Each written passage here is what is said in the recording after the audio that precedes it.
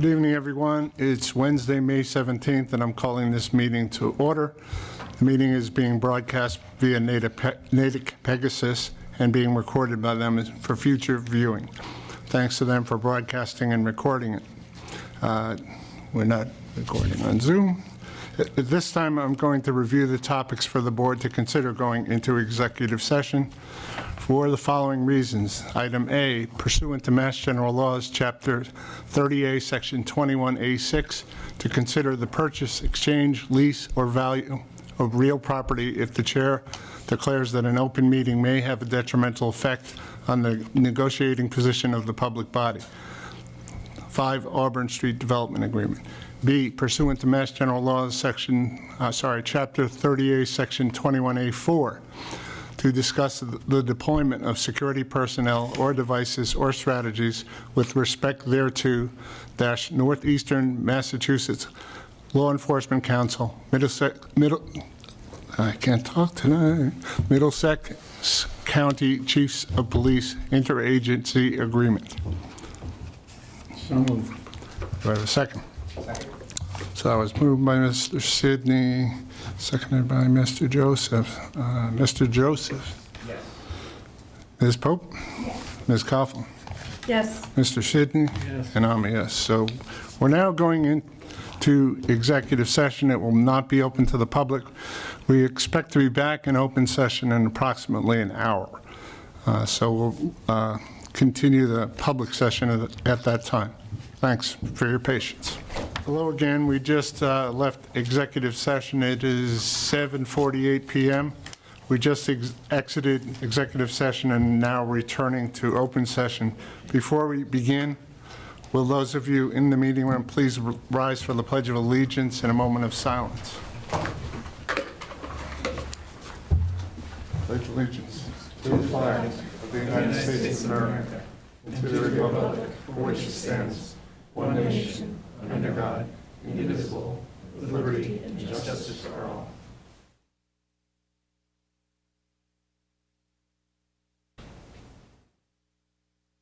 Thank you. Okay. Let's start with announcements. And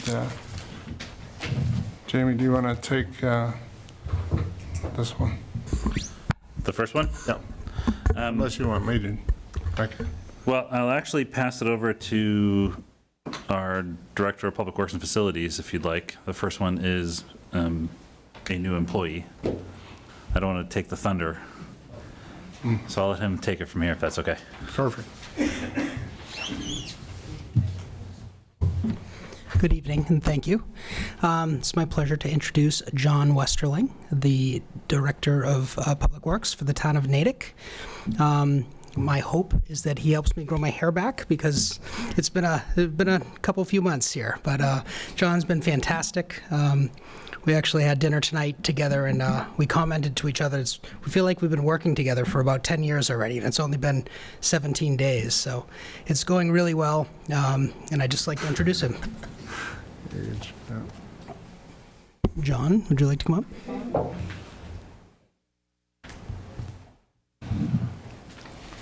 Through the chair. Good evening, everyone. I just wanted to say thank you very much to the Select Board, to the Town Administrator, and to the Executive Director for this opportunity. It's a blessing for me to work for a community that puts such pride in economic development and community outreach and quality of life, because public work supports all of those initiatives. And Natick is ahead of the curve when it comes to things like providing clean water, safe roads, and protecting the environment. So I am just thrilled to be here, and I look forward to serving the residents as their Director of Public Works. So thank you very much. Thank you. Thank you. Welcome. So, John, don't go too far. We do also understand that in his short 17 days with Natick, he is also award-winning, all due to Natick, apparently. And we do have a representative here from the APWA to provide Mr. Westerling with an award. So I guess it's now time to introduce Mr. Rich Benevento from the APWA, who is the regional director of the region that includes all of New England, New York, New Jersey, Pennsylvania, and parts of Canada? Close. Wow. So I represent Region 1, which is the New England chapter, which is all of the New England states except Maine. They defected, so they're their own chapter. And then the Atlantic Province chapter in Canada, which is New Brunswick, Nova Scotia, and Prince Edward Island, and also New Brunswick, so, and Newfoundland. So that part of the Northeast, right? So, Boston Red Sox territory. sorry? I said Boston Red Sox territory. Boston Red Sox territory, absolutely, absolutely. So, so thank you for allowing me to speak tonight and present this award to John. Just a little bit about the American Public Works Association. It's the largest organization of its kind in the world. It has about 31,000 members throughout North America, the United States, and Canada, consisting of 62 chapters, 97 branches. And in New England, our New England chapter is about 1,000 members. So it's a pretty robust organization with public works professionals from all over North America. John is the recipient of the Public Works Leader of the Year. He's a top 10 public works leader.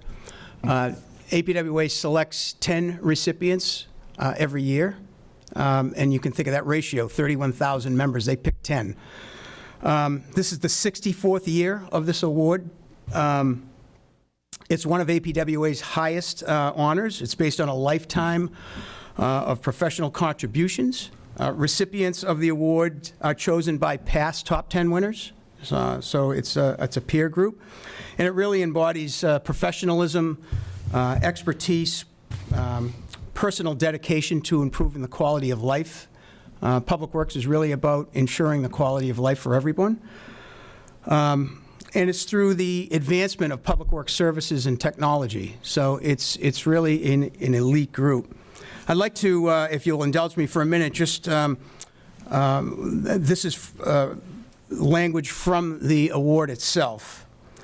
Top 10 Public Works Leaders Award focuses on outstanding career service achievements of individual public works professionals and officials from both public and private sectors in North America. Each of the top 10 leaders is recognized for their accomplishments in federal, state, provincial, county, and municipal engineering or administration, including career advancement, contributions to technology or job knowledge, commitment to the profession as evidenced by education, training, certifications, or registration, and continuing education, as well as professional excellence service to communities in large and small municipalities. These dedicated leaders make possible the core services their communities need to maintain a high quality of life.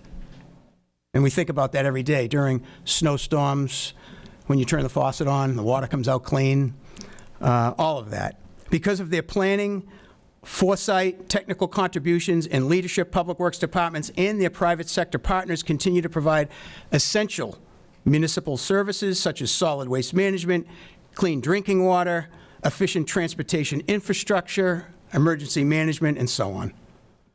John Westerling is recognized for these accomplishments.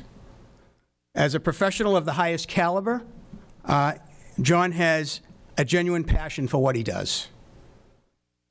And he brings this to the town of Natick. You're so fortunate. You've just brought John on board, and you're not just getting a public works director, you're getting a top 10 public works leader.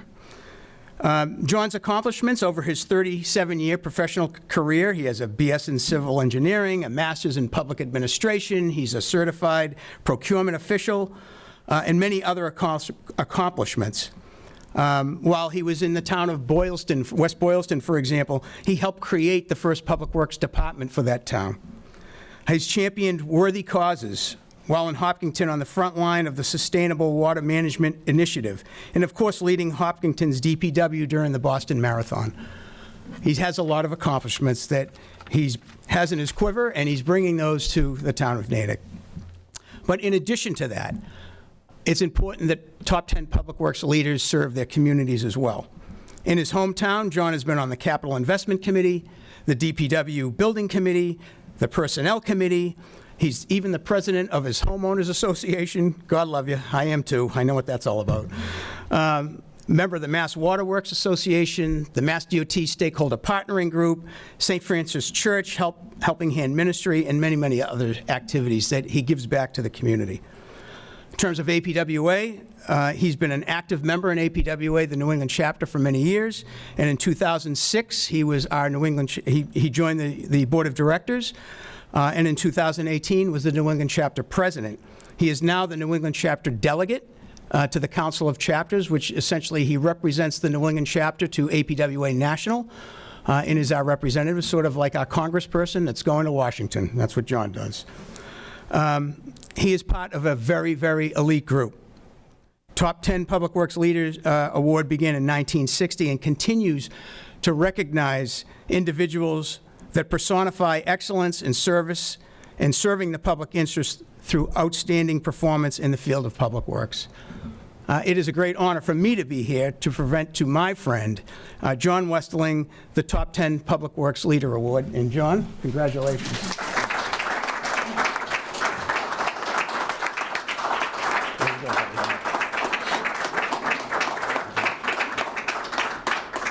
Photo opportunities. Thank you for allowing me to speak this evening. Thank you. You want to stand out here? Yeah. Just stand out here.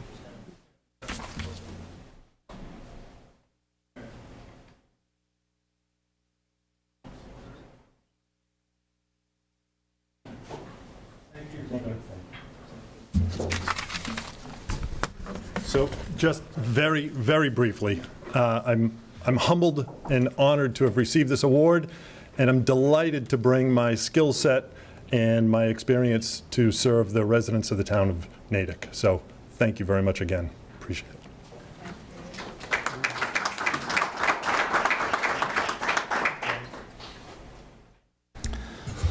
If I can briefly just note that we were very fortunate to have the application of this award-winning Public Works official. So we do feel that we're rebuilding the Public Works Department post-pandemic in a really solid way, from top to bottom and bottom to top. So we're excited for John being a part of the team, and for the future of the award-winning nature of the Public Works Department here in Natick. It's a legacy that we hope John can help us continue, so we're excited for that. And of course, it's Natick that got him the final award over the top. That's it. Those 17 days just clinched it right there. Clinched it. He was number 11, and then That's they said, right. Natick? All right, 10. So, thank you. I don't think there's anything on the agenda for me. No. Thank you very much. Okay, next on our agenda is our vacancies on the Natick Cultural Council. Let me just read that, which is, the Select Board are currently accepting applications for 3 vacancies on the Natick Cultural Council. The mission of the council is to promote excellence, education, and diversity in the arts, humanities, and interpretive sciences to improve the quality of life for Natick residents. The council awards grants based on the cultural needs of the community as assessed by council members with input from the community. The council supports and fosters professional excellence in the arts, encourages the local development of the arts, and supports the work of artists, humanists, and cultural organizations. Members shall possess the skills and experience which can contribute to the purpose and mission of the Cultural Council. Continuing with the board's current goal of diversity, equity, and inclusion, we continue to seek members of different genders, ethnicities, and cultural backgrounds. No panel member shall represent any particular group or special interest except only the broad interest of the Natick community. Candidates should apply to the Natick Cultural Council by using the following link, and it's on Novus Agenda. I will not repeat it. For more information, please contact the Select Board's office at 508-647-6410. And moving on. Now we're on to public speak. Any individual may raise an issue that's not included on the agenda, and it will be taken under advisement by the board. There'll be no opportunity for debate during this portion of the meeting. This section is limited to 15 minutes, and any individual addressing the board during this section shall be limited to 5 minutes. Is there anyone in the room or online that would like to speak? Please raise your Zoom hand if you're online. Okay. Thought I saw somebody waving. No. Okay. Okay. All right. Let us move on. We're going to go a little bit out of order, and you'll see momentarily while we're doing that. One is we're going to the discussion and decision section, and we're going to go to item A first, which is accept MathWorks Scholarship Committee's recommendations for scholarship recipients and discussion regarding scholarship value. And is Greg Cohen here? There. Great, thank you. Greg is the, I'm not sure your position, you're on the MathWorks Scholarship Yeah, I'm the current chair of the Scholarship Committee. Okay, thank you. I'd like to start by thanking the Select Board, but also the MathWorks for their generous support of Natick students. It's been a pleasure to be able to get to know the students throughout the last several years as I've been on this committee. We are continually grateful for the commitment that MathWorks has shown our community. As in prior years, the MathWorks scholarship selection process was a challenge. This year, our application pool had many strong candidates. This included students from the Natick High School, as well as some private schools around where the Natick residents go to. The commitments of these students inside and outside the classroom stood out to the committee this year. They found ways to make a difference in spite of any limitations that the pandemic years resulted in affecting their education and their experience. During our evaluation process, the committee reviewed all applications and ranked them based on academic achievement, a student essay, recommendations from teachers and guidance counselors, and a demonstrated commitment to math and science. We then interviewed the top 4 candidates. This was, as always, the most interesting part of the process. All of the finalists brought an extreme positive energy as they described their interest in math and science. Although it was a difficult decision, the committee identified 2 students whom we would like to recommend for the MathWorks Award. These students are Margaret Lagan and Akshaya Ravi. Just a little bit about these 2 wonderful students. Maggie is a senior at Natick High School. Maggie has straight A's in all 4 years of high school in a very rigorous curriculum. Her 4 AP level courses this year include AP Biology and AP Calculus. Her overall GPA is an amazing 4.61, and she has maximized all the educational opportunities that are available at the high school as she prepares for her future in healthcare. One of the things that stood out to the committee about Maggie was her commitment to the community. Among the many activities that she's been involved with is her leadership on the Interact Club, which is a high school version of the Rotary Club. She's a 4-year varsity player on the girls' basketball team and a 3-year member of the soccer team. There was a clear consistency in the recommendations that she received and the activities that she participated in, as that she definitely always wants to give back to others, and that really stood out among all the things that she does. Maggie will be attending Villanova University in the fall. Akshaya is also a senior at Natick High School. She will be attending Harvard University in the fall as a biochemistry and computer science major. Akshaya has an outstanding GPA of 4.88 with an 8+ in all 5 AP classes that she's currently taking, as well as 6 others that she has taken during her high school career. She received a perfect score on her ACT. Akshaya has taken her passion for research and sciences outside of the classroom. She worked last summer on a genome research project at MIT at the Harvard's Broad Institute. She has also volunteered her time to develop a curriculum for coding education for low-income students at the Open Code Foundation. Her leadership goes beyond the classroom as well. Akshaya is the president of the Natick High School senior class and the deputy chairperson of the Natick Youth Town Council, where she has advocated for youth issues while working alongside members of town government. She's led initiatives on sustainability, diverse curriculum, and mental health in schools.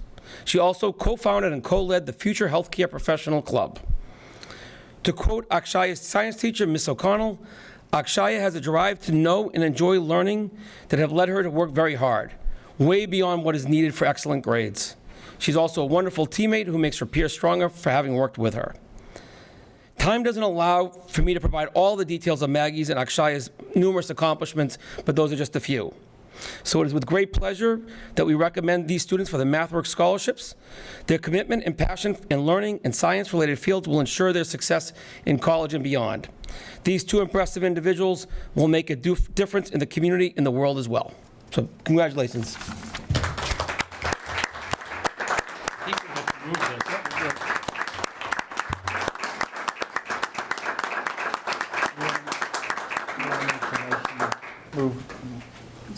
Make a motion. Mr. Chair, I move that we accept MathWorks. Mr. Chair, I move we accept MathWorks Scholarship Committee's recommendations for the scholarship recipients Margaret Legan and Akshaya Ravi. Second. Thank you, Ms. Coughlin and Mr. Sidney. All in favor say aye. Aye. Aye. That is 500.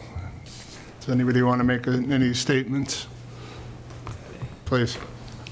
A pluses in all of your AP courses rounding out your senior year, when most people are struggling with senioritis. I was going to say that's quite impressive, but both of you. In all seriousness, I think I love this time of year. I love that it's such a hard job for the committee to select. I mean, the fact is, if these are the two and there was a hard pool to choose from, I want the community members to reflect on what an education is available through the Natick Public School System and what exemplar students we have in front of us right now. Coming out of COVID in particular, I'm on the coalition representative to the Natick 180, and in an era where mental health and substance abuse disorders and challenges not only for adults but also students are probably at an all-time high.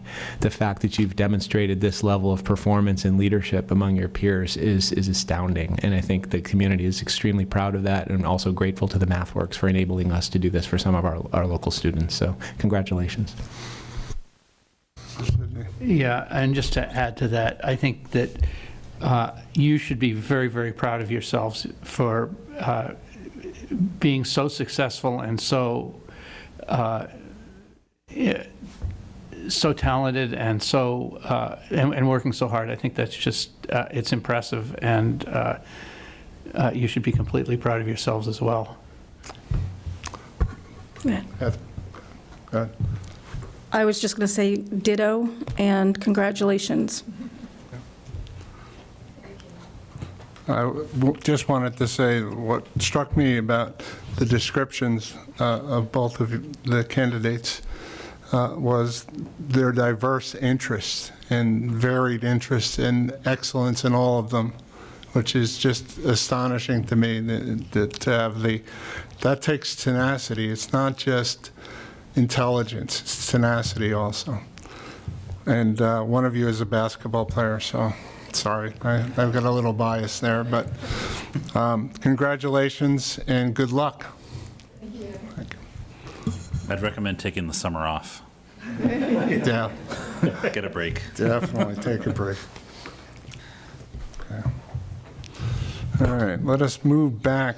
I skipped over the interview and appointment to the Historic District Commission, and I saw Ms. Wood online, so let us go back to that. And questions from the board? Or actually, we want to, Ms. Wood, if you would just tell us a bit about why you're interested in the Historic District Commission and give kind of a brief bio of yourself. Sure. Sure, I'd be happy to. Hello, neighbors. So I have been a resident of South Natick since approximately 1975. I lived in an old house down on Elliott Street, and then I lived on River Street. And now I live on South Natick Street, where I have lived for the last 15 years. I've always been very interested in the history of Natick and South Natick in particular. I treasure the neighborhood that I live in. I have been impressed as I looked around this neighborhood over the past few years, how I think the Historic District Commission has probably had an impact on some of the renovations and restorations. Particularly lately been admiring 10 Elliott Street. I would like to, I feel very much a part of this community, and I would very much like to help with the Historic District Commission. Thank you very much, Ms. Wood. Questions? Motions? Questions? Just to see that you're a retired faculty from Boston College. What discipline were you Right. professor? I was a professor in the School of Nursing for almost 40 years. So that's it. Nursing might seem a far cry from Historic District Commission, but in fact, you know, all of those years of being in academics, I had a lot of experience in both working with people and trying to understand where they were coming from, and in fundraising in particular, and proposal reviews. So. No, that's, I'm married to a nurse, and I'm grateful for teachers like yourself. I know I might have been her teacher. Not at Boston College. No? Oh, no, okay. Different alma mater, but no, I appreciate that. Thank you. Do we have a motion? Move to accept the appointment of Robin Wood to the Historic District Commission. Second? Thank you, Mr. That is Catherine and Paul. All in favor, say aye. Aye. Aye. 500. Thank you very much, Ms. Wood. And as the Thank you. owner of an old home myself, I also love older homes, and taking care of them is always a challenge, but gratifying in the end. Absolutely. Oh, yes. Absolutely. It's a beautiful neighborhood. Thank you very much. Thank you, Ms. Wood. Okay, on to a resolution for a guy named Michael J. Hickey, Jr. Thank you, Mr. Clerk, for yielding your official duties to me to read for my dear friend and former colleague. Natick Select Board Resolution in honor of Michael J. Hickey, Jr. Whereas Michael J. Hickey, Jr. settled in Natick in 2001 with his wife Lisa and raised his son and daughter here. And whereas he began serving in Natick's government as a Zoning Board of Appeals member from 2006 to 2017, serving as chair from 2009 through 2011, and whereas he has been a town meeting member since 2020, and whereas he was elected to the Natick Select Board, then Natick Board of Selectmen, in 2017, and served 2 full 3-year terms, and served as clerk in 2018 and 2021, as chair in 2019, and as vice chair in 2022. And whereas during his time as a Select Board member, he served on the Lookout Farm Advisory Committee, the Affordable Housing Trust Fund, Financial Planning Committee, and the West Natick Fire Station Building Committee. And whereas as a member of the West Natick Fire Station Building Committee from 2016 to 2023, he helped develop and advance a clear vision and successfully brought that vision to fruition, notwithstanding several unforeseen challenges. And whereas his time on the Select Board spanned highly eventful years, during which there were 5 transitions at the town administrator level, 2 major construction projects, a devastating fire in downtown Natick that razed and displaced a block of businesses, as well as the pandemic. And whereas it was not uncommon for him to drop in at a town department with snacks or lunch to show his genuine appreciation for employees. And whereas his generosity is evident further in numerous acts of unheralded kindness, such as shopping for seniors during major snowstorms and the pandemic, mentoring new colleagues on the board, and serving as the elder brother some of them never had. And whereas, regardless of these challenges, his stewardship of Natick never flagged. He continued to demonstrate the hallmarks of his leadership: mastery of detail and process, composure and civility, thoughtfulness and mostly restraint, and formality punctuated with a ready laugh. And whereas Mr. Hickey did not run for re-election to the Select Board, and his most recent term has ended, now therefore be it resolved that the Select Board hereby thanks Michael J. Hickey Jr. for his years of faithful public service and calls upon all citizens to recognize the contributions that he has made over these many years to our town and quality of life. In witness whereof we have hereunto set our hands and caused the seal of the town of Natick to be affixed this 17th day of May, 2023. And who's second? Is that a motion? That's it. And I move adoption of the resolution. I'll second. Okay, all in favor? Do we get discussion before we go? If I may, I have to speak just earnestly for a moment here. A couple of things. I signed it begrudgingly because not only do I have an older brother, but I think Mr. Hickey's younger than I am. So between the two factors, I have to agree with the statement, actually. You're the older brother I've never had. So that's...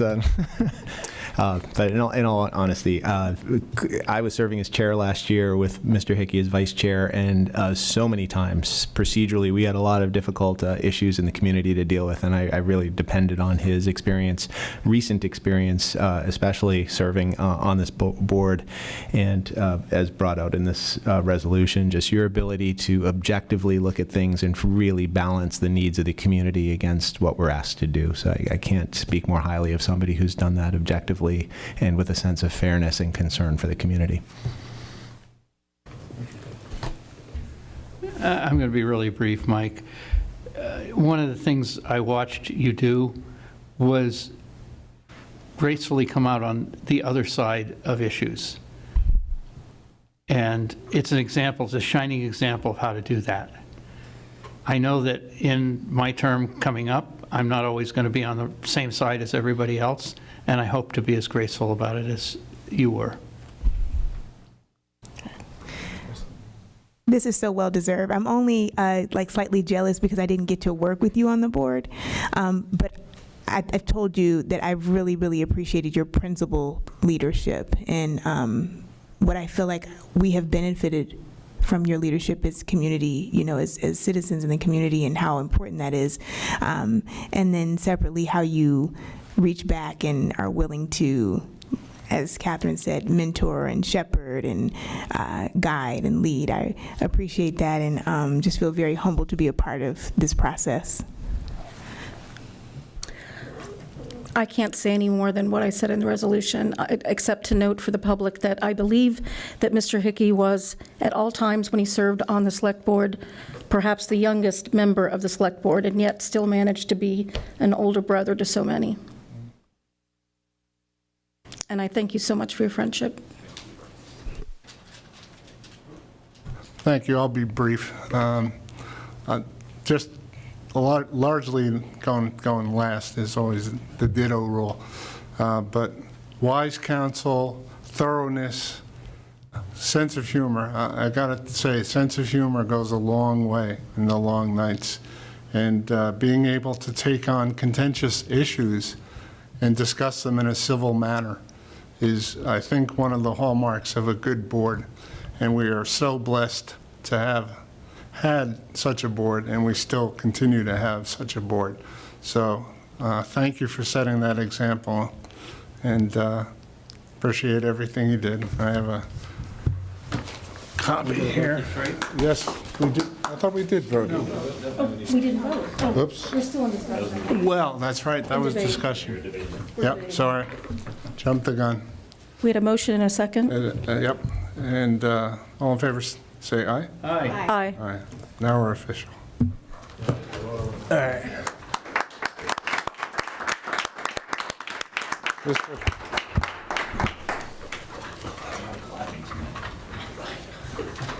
I actually brought a few things to say.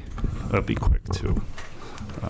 Mr. Chair, Madam Vice Chair, board members, Jamie, John, thank you. I'm thrilled to be back. I miss you all. I miss the place. I missed the job. I loved every minute of it. It's really humbling and an honor to be here, recognized by the board I served on, by the people I served with, hope to serve and work with at some point, and I know we'll find an opportunity to do that. I also want to say congratulations on the new Request a Select Board Resolution app. Seamless. I mean, here I am. Just kidding. I would like to thank my family. Some people I really want to take a moment to thank. My wife, my kids, my family, my mom, friends far and wide, neighbors, Ed and Ellen, Jan, Bob, Sherry, Dan, Wayne, Kristen, Alan, Lisa T, and Lev, Josh, Jean, Sally, all the people who sort of supported me, encouraged me to run for this position, and who are all still dear friends, somehow ended up on the other side of this with all the friends I started with and so many more, and what a privilege that is, all the people I got to meet and work with. The board members past, Rick, Jonathan, Amy, Sue, Karen, all of you, and certainly Ms. Pope. I'm so proud to have supported you and see you in this role, and I wish you nothing but the best, and we'll find some time at some point for tea or something. I'll also thank my employer, my colleagues. I don't do that enough. My boss, the people who really support community involvement. I know that's a privilege too, and I don't know that I don't take that for granted. The people that may not have the privilege of working somewhere that affords them the flexibility to do something like this.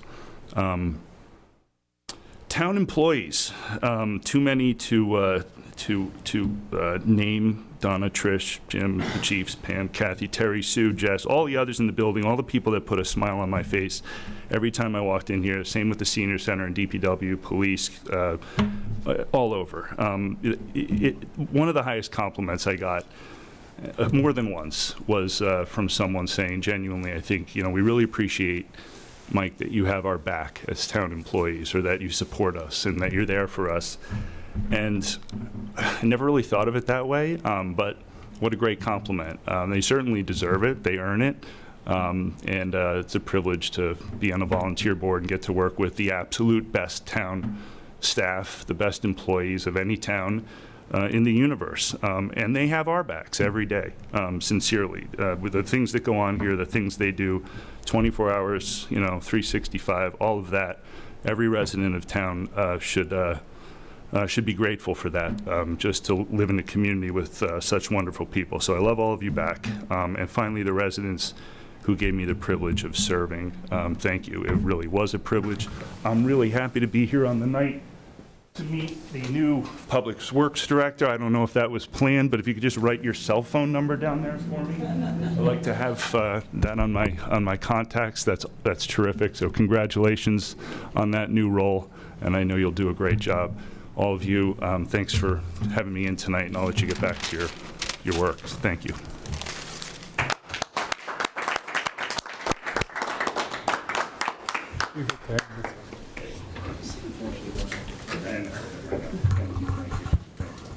Thank you. Thank you, Mr. Chair. Sorry, there's no cake. Thank you. Thank you. Yeah. Can't get rid of it.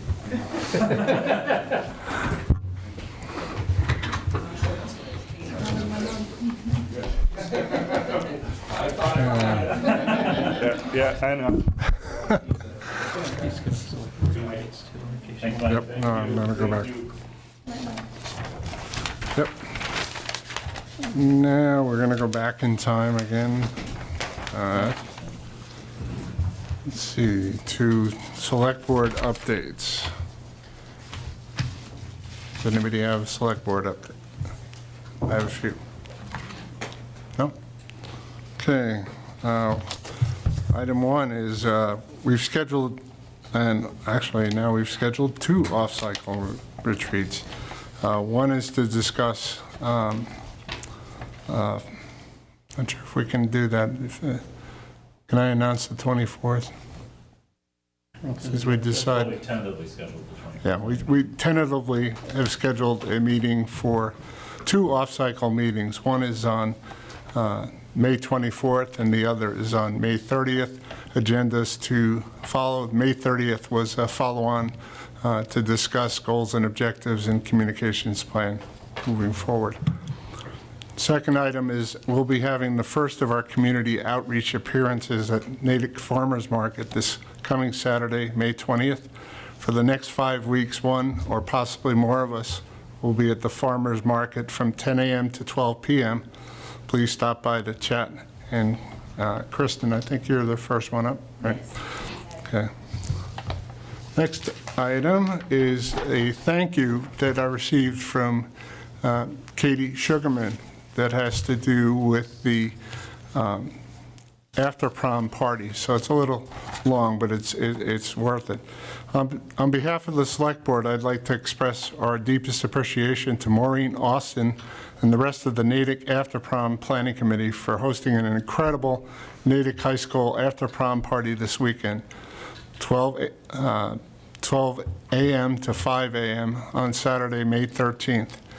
This annual event is a fun way to keep our young people safe during those early morning hours after prom, and this year didn't disappoint. About 380 Natick High School students, mostly seniors, attended this year's 80s neon themed event and enjoyed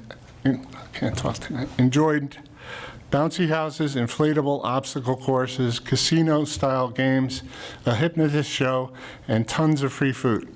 There were also raffles throughout the night that featured items for future dorm rooms and other great prizes. An event of this magnitude requires hundreds of hours of planning by the planning committee, plus dozens of parents and adult volunteers the night of the event who showed up to decorate the school and supervise all the activities.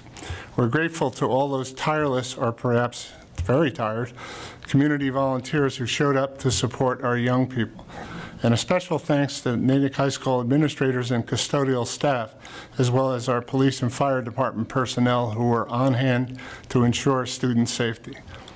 The after-prom party is in need of volunteers and donations every year, so even if you didn't participate this year, consider helping out next year. Even if your student isn't a senior yet, by keeping the after-prom party going, you can ensure that the event is around when your student is a senior. And that was received from Katie Sugarman. So thank you, Katie, for sending that, and great job. The last item that I have is the Holy Festival, which will be on May 20th from 2 to 4 p.m. And it's celebrating the spirit of multiculturalism in our town, excuse me. There will be eco-friendly dry powdered color available to all, Bollywood music and dancing, drinks and snacks for purchase. The rain date is the 21st, the following day at the same time, 2 to 4 p.m. It's located at Middlesex Bank parking lot on Route 135 on Washington Street. And I remember last year I was actually volunteering at the library, and I came out and I saw all these colors flying in the air, and it was just amazing, amazing event. So thank you. Does anyone else have anything to announce? Seeing none. Let us go back now to public hearing on, I think you have to read this, Rich. Yes. Please. Yes. Just before we do, I just wanted to, and I apologize, I caught it and it went out of my head, but in the agenda it says fiscal 23. The public hearing is noticed for 24, so I think it's okay, but in our public agenda it says fiscal 23, but I think because the public hearing notice is accurate, it shouldn't be a problem, but I just want to make sure before we proceed. That's correct. Good catch. Yeah, thank you, Paul. The Select Board of the Town of Natick will hold a public hearing on the fiscal 2024 water and sewer rates on Wednesday, May 17, 2023 at 6:30 p.m. The hearing will be held in the Select Board's meeting room, 13 East Central Street, as well as remotely. Anyone wishing to be heard on this matter can participate in person or through Zoom. Login instructions will be published on the May 17, 2023 Select Board agenda. All persons interested in this matter may appear and be heard at the time and places mentioned above.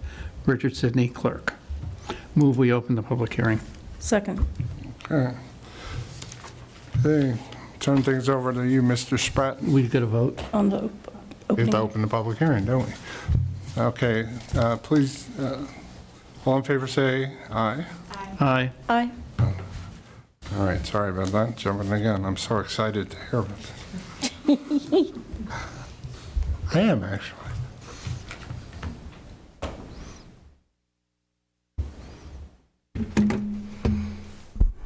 All right, and John, you're going to be my driver because I can't see the slides. All right, thank you.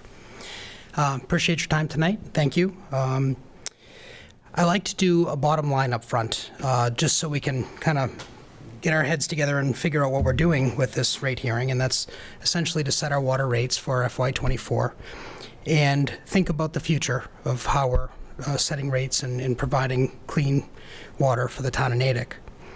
So the bottom line up front is costs are increasing. Our debt-to-income ratio is a bit challenging.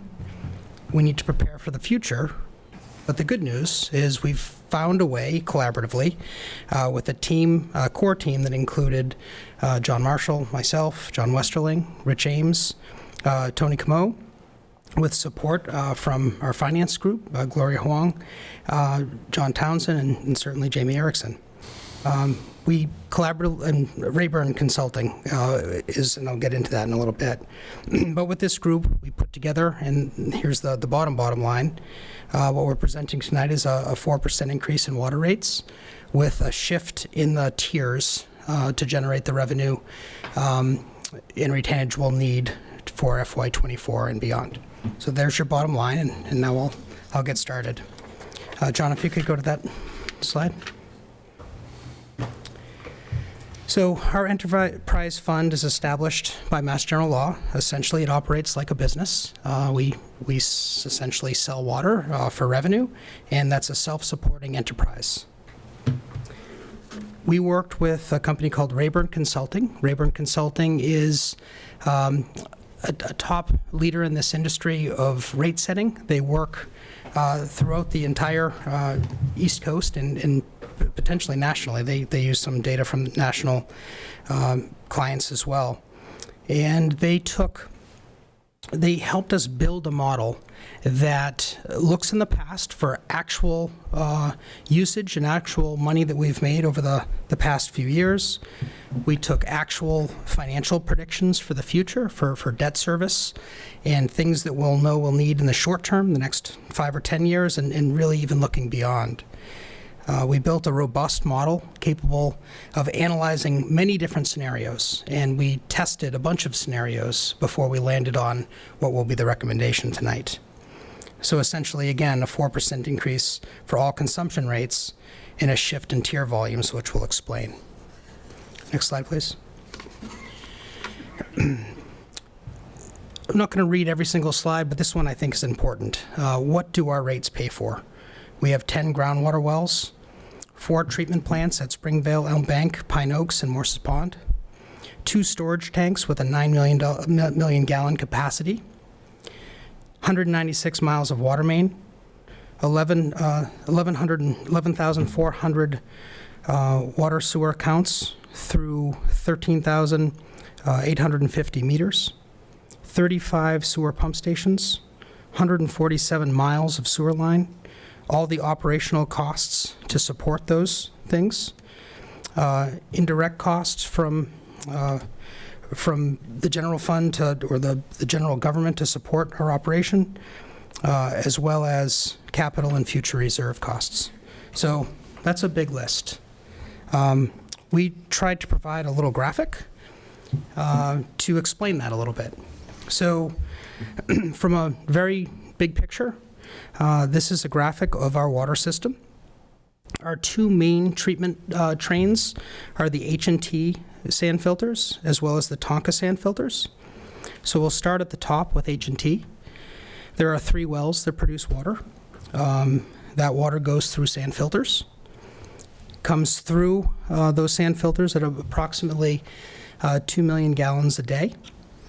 They currently go through that next line there is lead lag PFAS filters. And I'll show you what those look like in a little bit, but we had the pleasure of welcoming the board to the plant and showing them the operation. It's a pretty significant operation.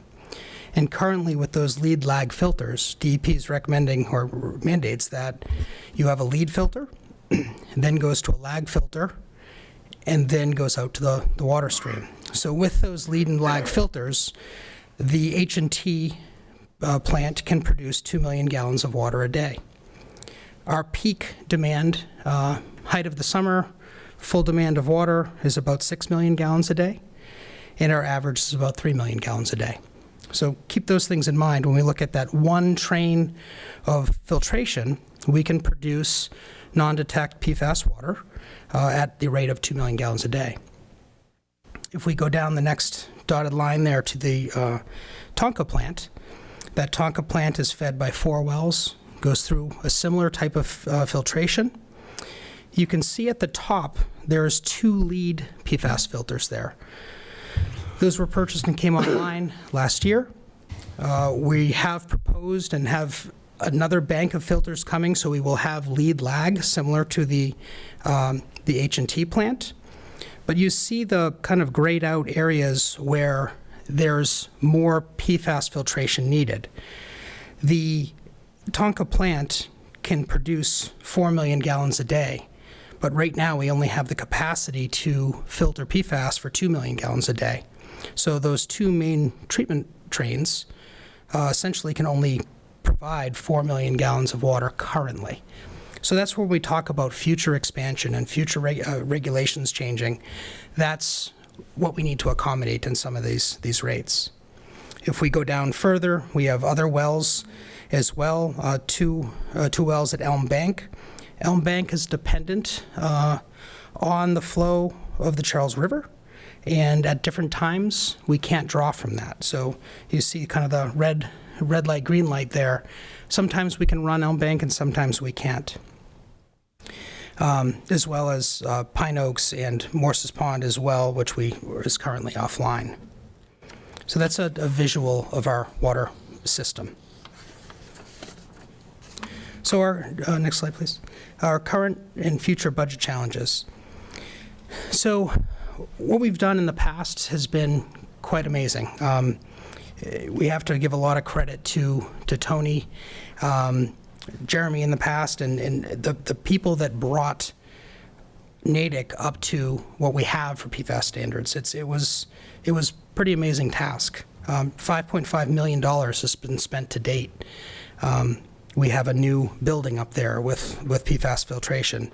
We are providing non-detect PFAS water as required. That will change in the future, and we have to be prepared for that.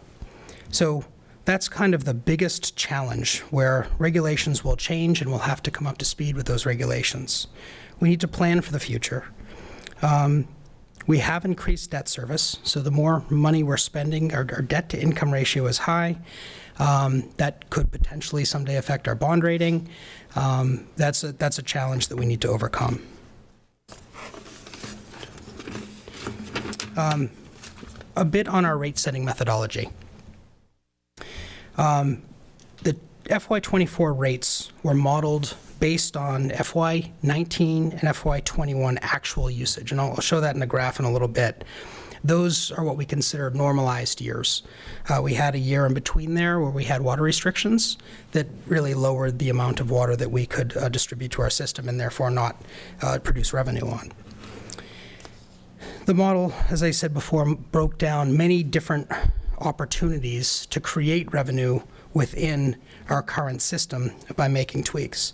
One of the comments that Rayburn made as they were helping us through this process was, we have the honor of having the most complicated rate system of any client they've had. I'll just explain that for a little bit. We have over 350 different types of users or rate systems. We have 4 tiers of water rates, which is that's pretty normal.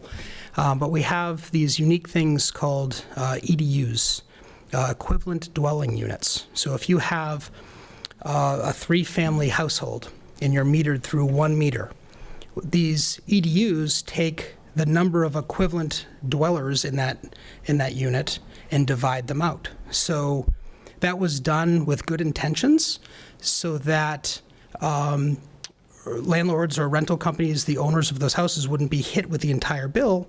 They would be treated as if it was a single family, essentially, because it's divided by the equivalent dwelling units. That has a challenge when we're looking at rates. So it was a very complicated model. We've projected, through the help of the finance team, 5 years of debt service requirements. Very likely, in the next 5 years, we will be building another treatment plant up at Springfield to gain that extra capacity out of the Tonka. Tonka can provide 4 million. We're only providing 2 million right now. We need to bring in more filtration to do that. The rate model assumed a 4.5 increase in annual operating cost. Just to put that in perspective, this year we had about a 12 or 13% increase because of PFAS media that was added to the operating budget. So we did consider future iterations of that, of adding more PFAS and filters, filter media changes. So we came up with this 4.5% annual increase. I won't read the rest of that, but I think one of the other key takeaways here is our retained earnings goal is 10%. This model gets us to that 10%. I'm going to show you a graph that we really have been fluctuating in our retained earnings. Retained earnings are important, and at 10%, that's our current standard is 10%. We might be coming back in future years to say we need a range, maybe 10 to 20%. Trying to hit that target of 10% is too much of a fine line, it seems, and especially if we're planning for the future and the debt service, we might need to increase those retained earnings. I'm just going to pause on this picture for a second. What you're seeing there is 2 low-bed tractor-trailers, 2 PFAS filter tanks. Those tanks hold approximately 40,000 pounds of activated carbon. They treat about 1,000 gallons per minute. So that's just a quick visual of the type of equipment that we're purchasing for PFAS filtration. Next slide, please. I won't spend a lot of time on this slide, but this is our FY24 budget summary.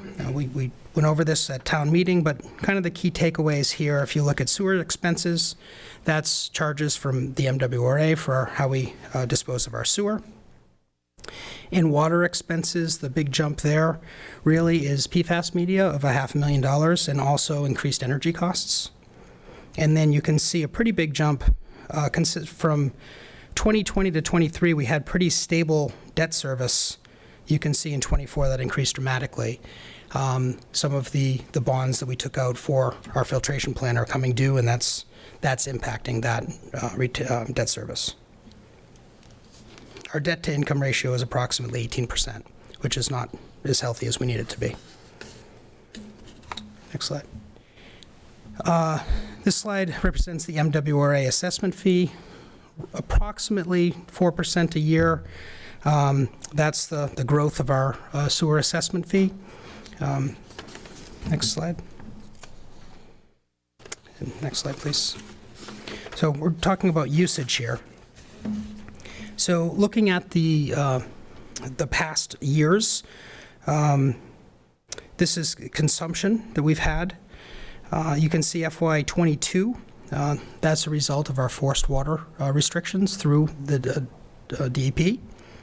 And you can see 19 and 21 were the 2 years that we chose. So the average of 20 and 21 is what these rates were modeled after. I'm not going to spend a ton of time here.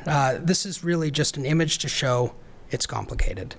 I will show you a bit if we look on the upper left-hand corner where it says Natick all categories, original tiers. Our tier structure, and what I mean by a tier structure is when you use water, it is metered at 100 cubic feet. That's a unit. So the way we currently bill is from if you use 0 to 10 units or 0 to 10 100 cubic feet volumes of water, you're billed at a certain rate. After you pass 10, from 10 to 20, there's another rate. and then another from 20 to 40, and then anything greater than 40 has a different rate structure. So the average water usage is about 17 units for 15 to 17 units for an average single-family home. So if you had 17 units used, you would be charged a certain rate from 0 to 10 of those units, and the other 7 units would be charged currently in the second tier. That's how the model is built to produce our revenue. What we're proposing, just the next line down, proposed four-year tiers, is to influence the tiers so those rates hit a little bit earlier.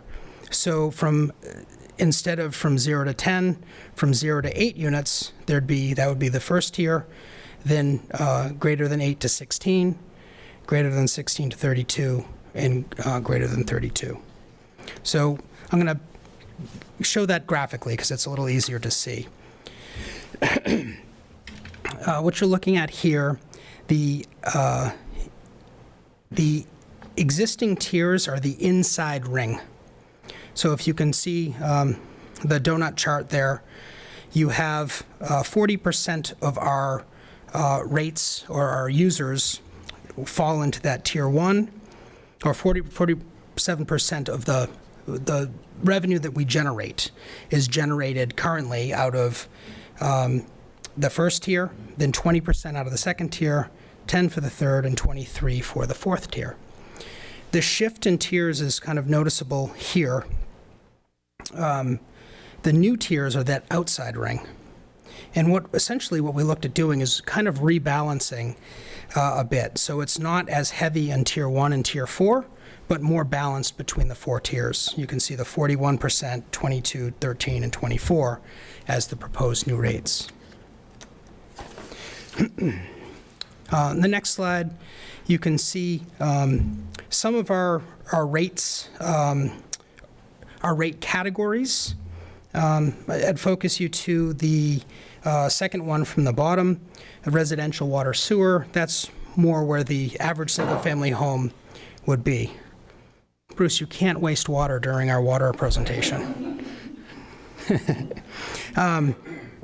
And you can see the average of the number of units. Again, a unit is 100 cubic feet. 100 cubic feet is 748 gallons of water.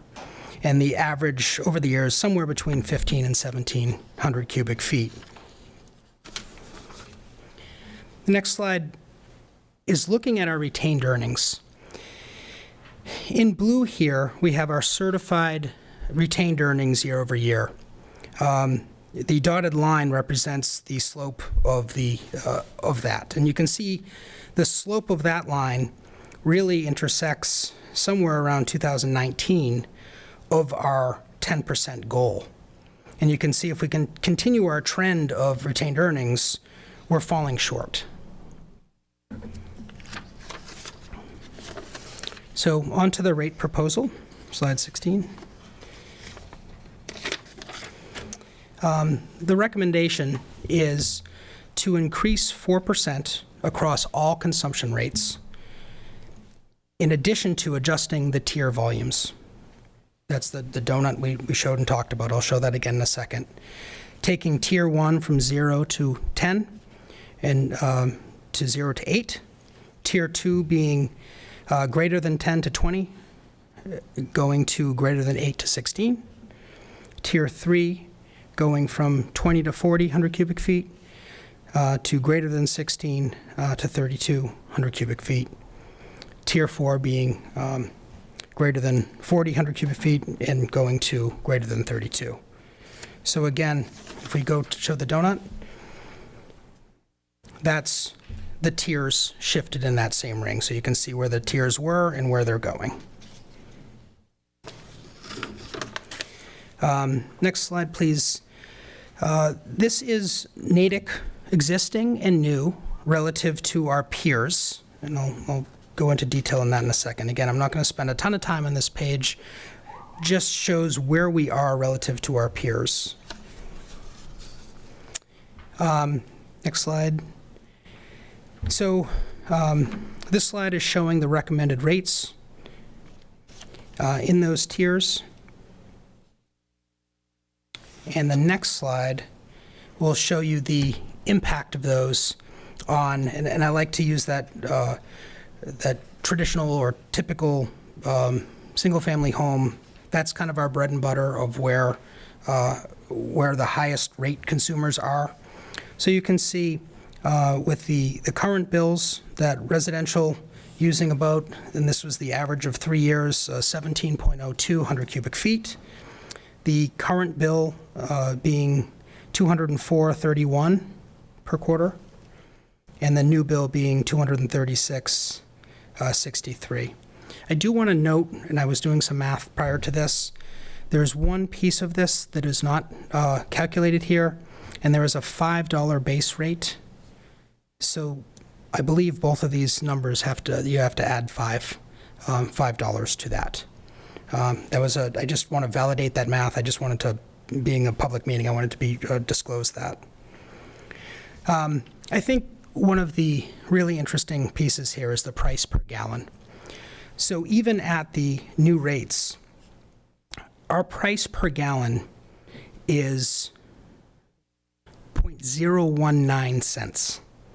So less than, so 0.019 cents. If you think about a gallon of Poland Springs or something, you're paying at minimum $1, $2 plus. A bottle of water can be as much as $3 or much more if you're at a baseball game or something like that. So even with these rates increasing, we are providing very, very, very cost-effective water. Sorry, just to clarify, you said 0.019 cents, but it's actually 1.9 cents, right? These are in dollars? Is that, I just want to make sure what I'm reading versus what you're saying. Yes, yes, I'm sorry. That's okay. $0.019. Dollars, so 1.9 cents per gallon. Yep.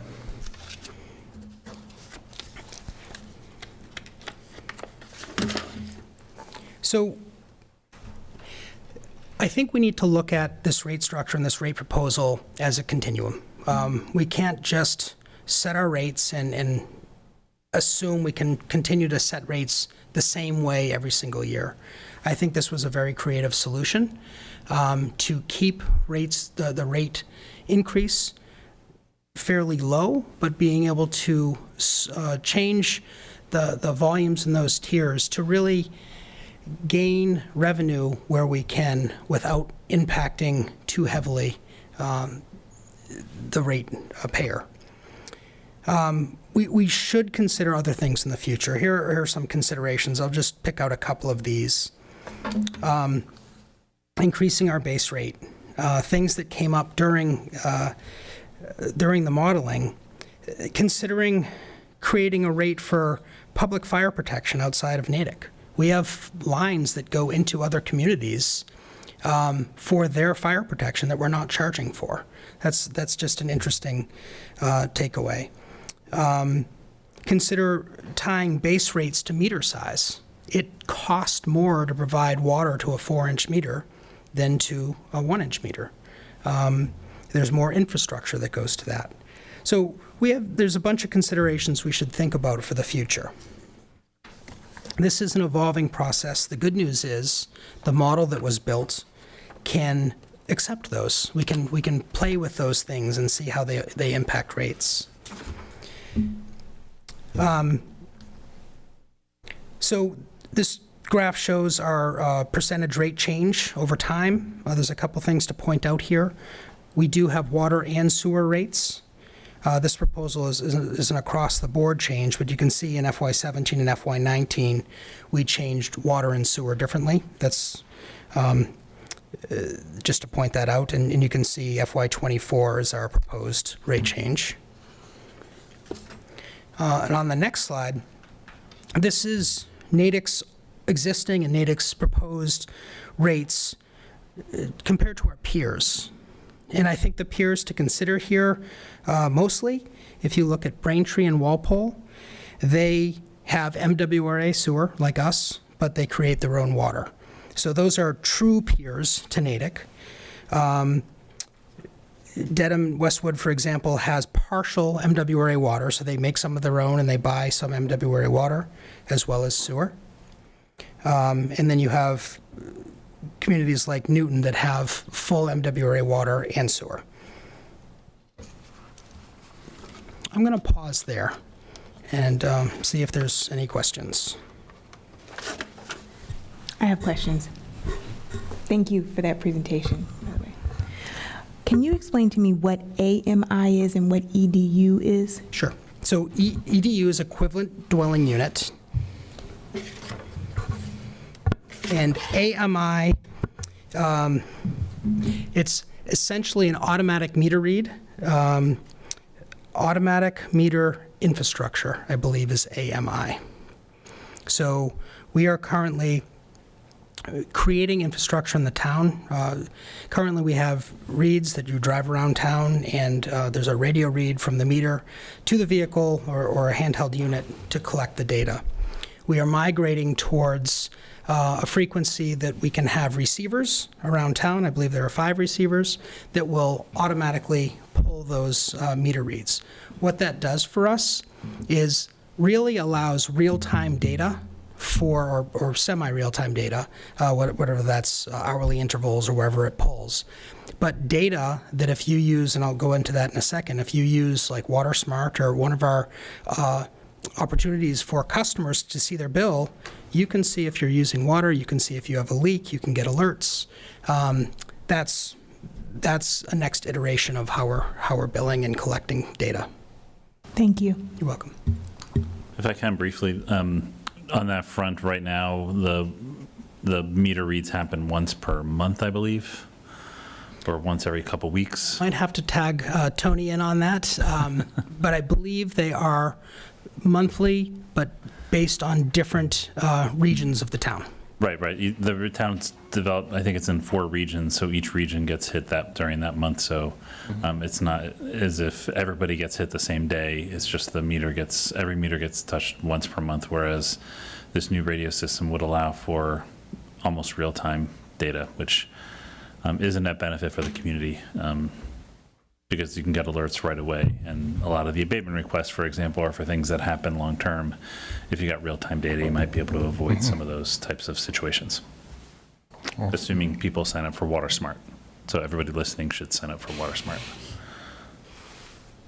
Thank you. I don't have to do my infomercial now. Mr. Sidney. Thank you. There are a couple of things that affect our usage and affect the way we bill, and so I sort of and I don't think they're related. How do the schools get? How do we account for the school's usage? Because that's, I imagine, pretty substantial. Can you go to slide 22, please? So additional considerations for future rate setting is to understand municipal consumption and consider allocating funds for that. We do not bill municipal buildings right now. That is a significant potential lost revenue.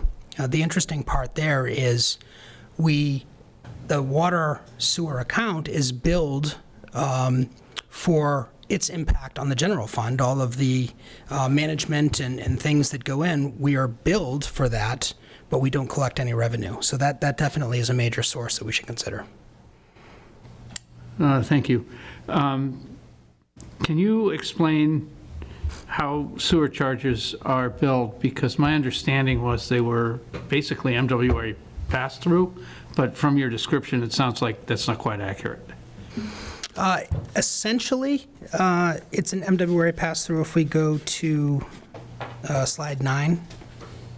So the town is assessed an MWRA fee. That fee, if I can go back one, that fee for FY24 is just shy of $7 million. Okay, so we have to break out that fee across the users that use the sewer system. So we do have irrigation meters that would not be charged sewer, but the rest of the meters that do have a sewer charge have to aggregate.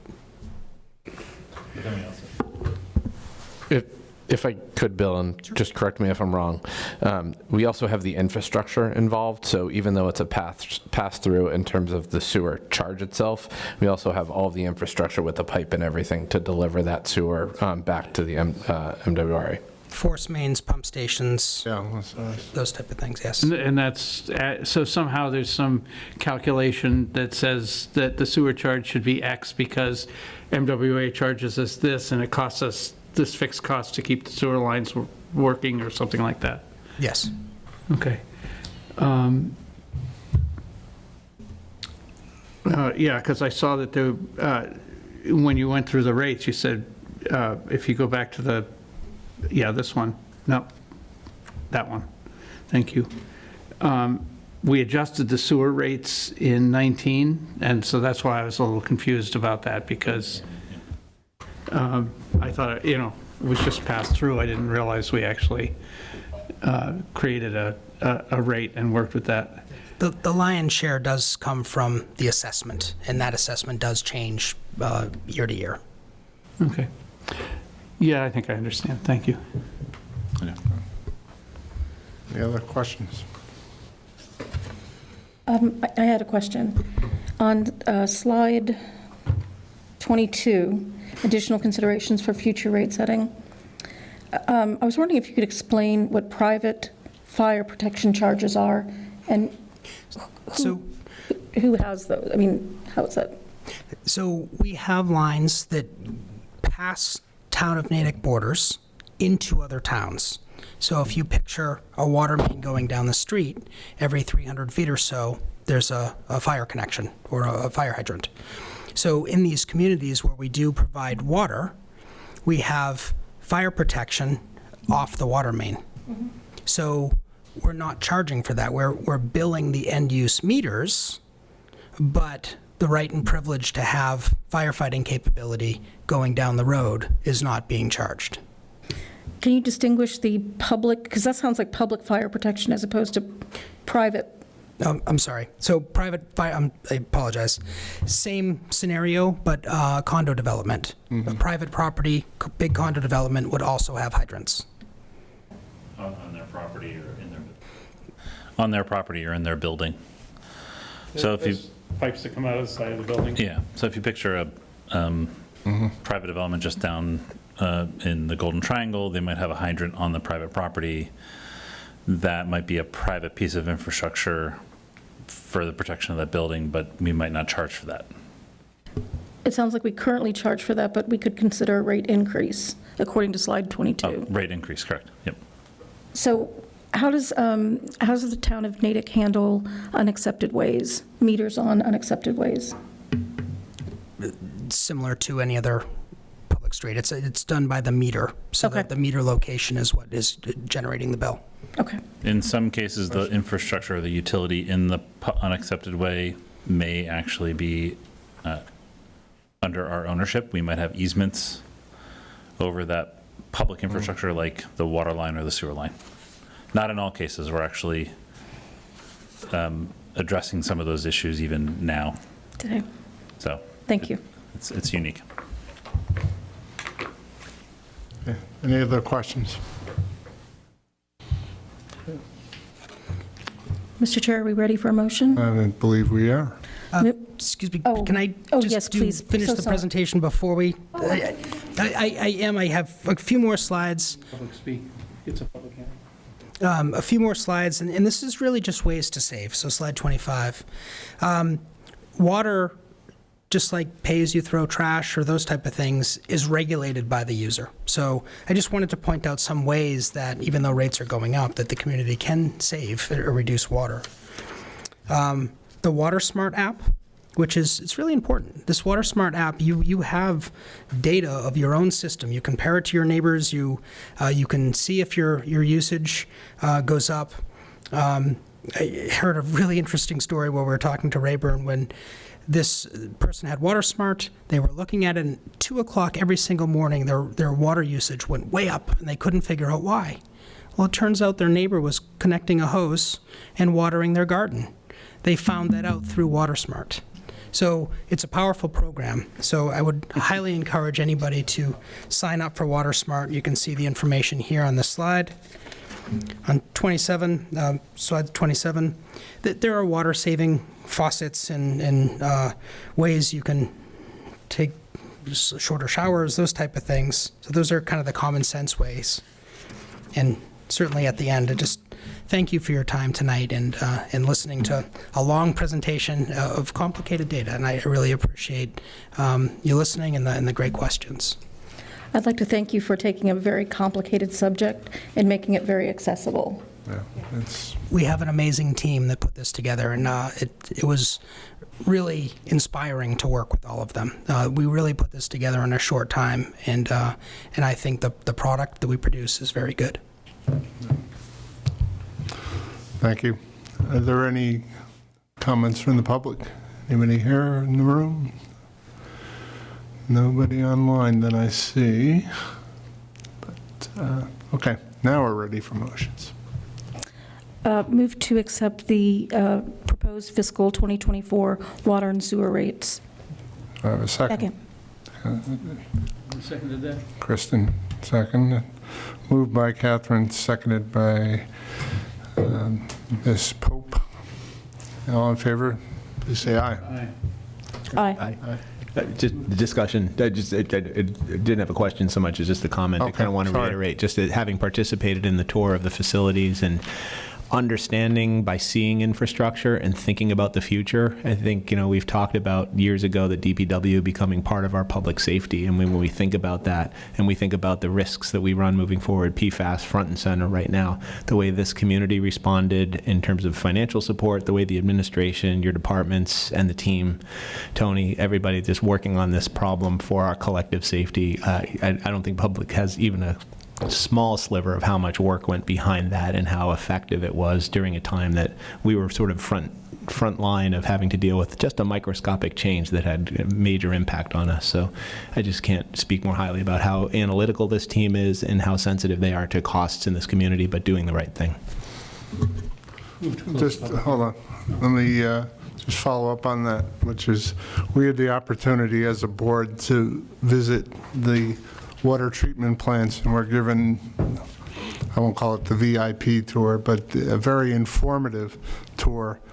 And one of the remarks from one of my colleagues was how clean the whole area was and how well maintained it was. And they talked us through all the things that we were looking at on the horizon, and it was invaluable to us as a board to understand what's coming down the pike.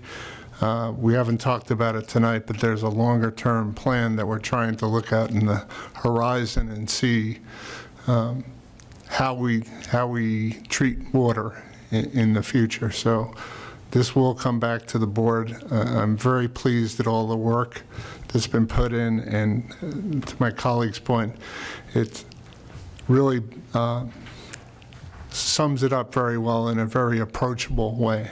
So I appreciate that. Move to close the public hearing. That is moved by Mr. Sidney, Second? seconded by Mr. Joseph. All in favor, please. Aye. Aye.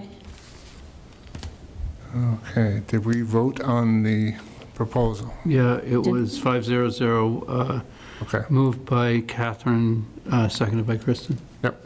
I just wanted to be sure because I did it out of sequence. Yep.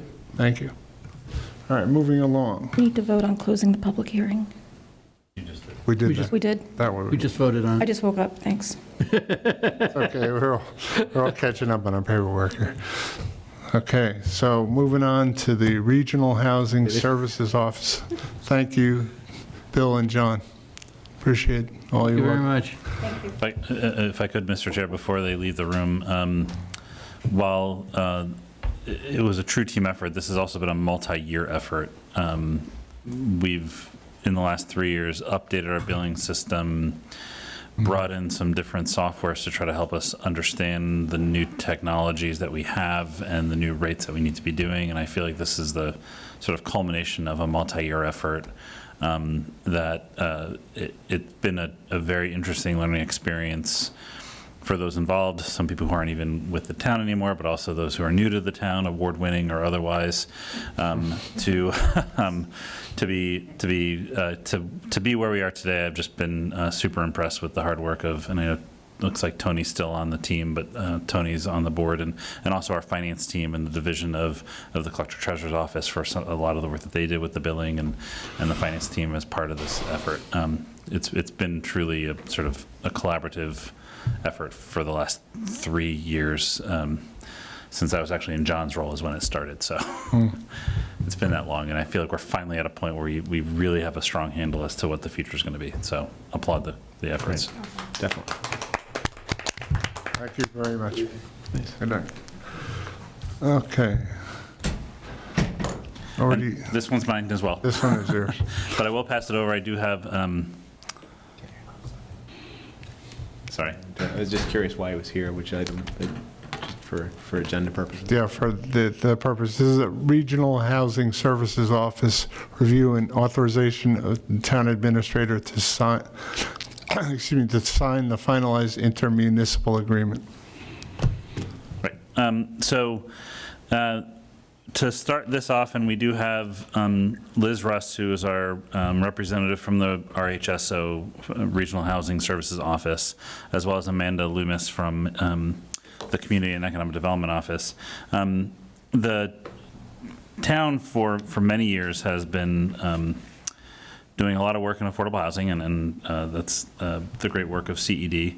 And we also do a lot of work with regards to monitoring and advocating for and working with our Regional Housing Consortium, which is centered out of Newton, to seek home dollars coming back to the town. And there's a lot of required reporting that's part of that, as well as just monitoring of existing units in town.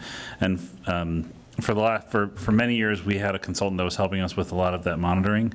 And for a little while there, back 7-8 years ago, we used to have a housing planner. Then we had more of a general planner that was doing a lot of the work. And then more recently, with Amanda's arrival, we've been hit with some of the staffing challenges that we've all been hit with, but we also are looking at thinking of more creative ways of sort of addressing some of our affordable housing needs. And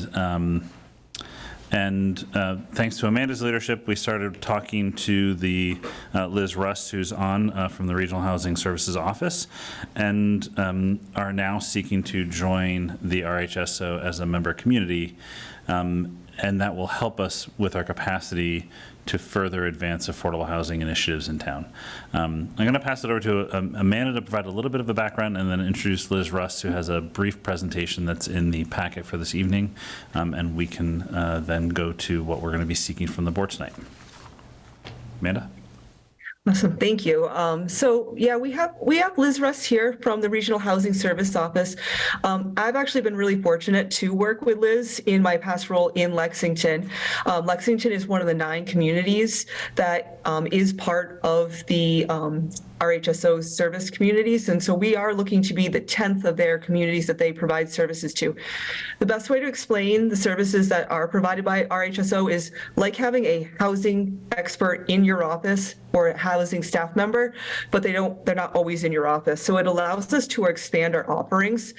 We have to do a lot of reporting that is with the West Metro Consortium, which is housed out of Newton, but there's quite a few other communities constantly doing reporting to get our home funds, but then we also have to do monitoring of the various affordable units.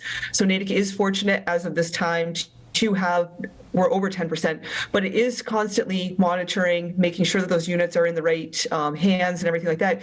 But then even when we get projects, so 45 East Central Street, they had to go through, and that was the St. Pat's project. They're going through the LIP process, and they're going through all these other things. And so we have to make sure that the paperwork is correct.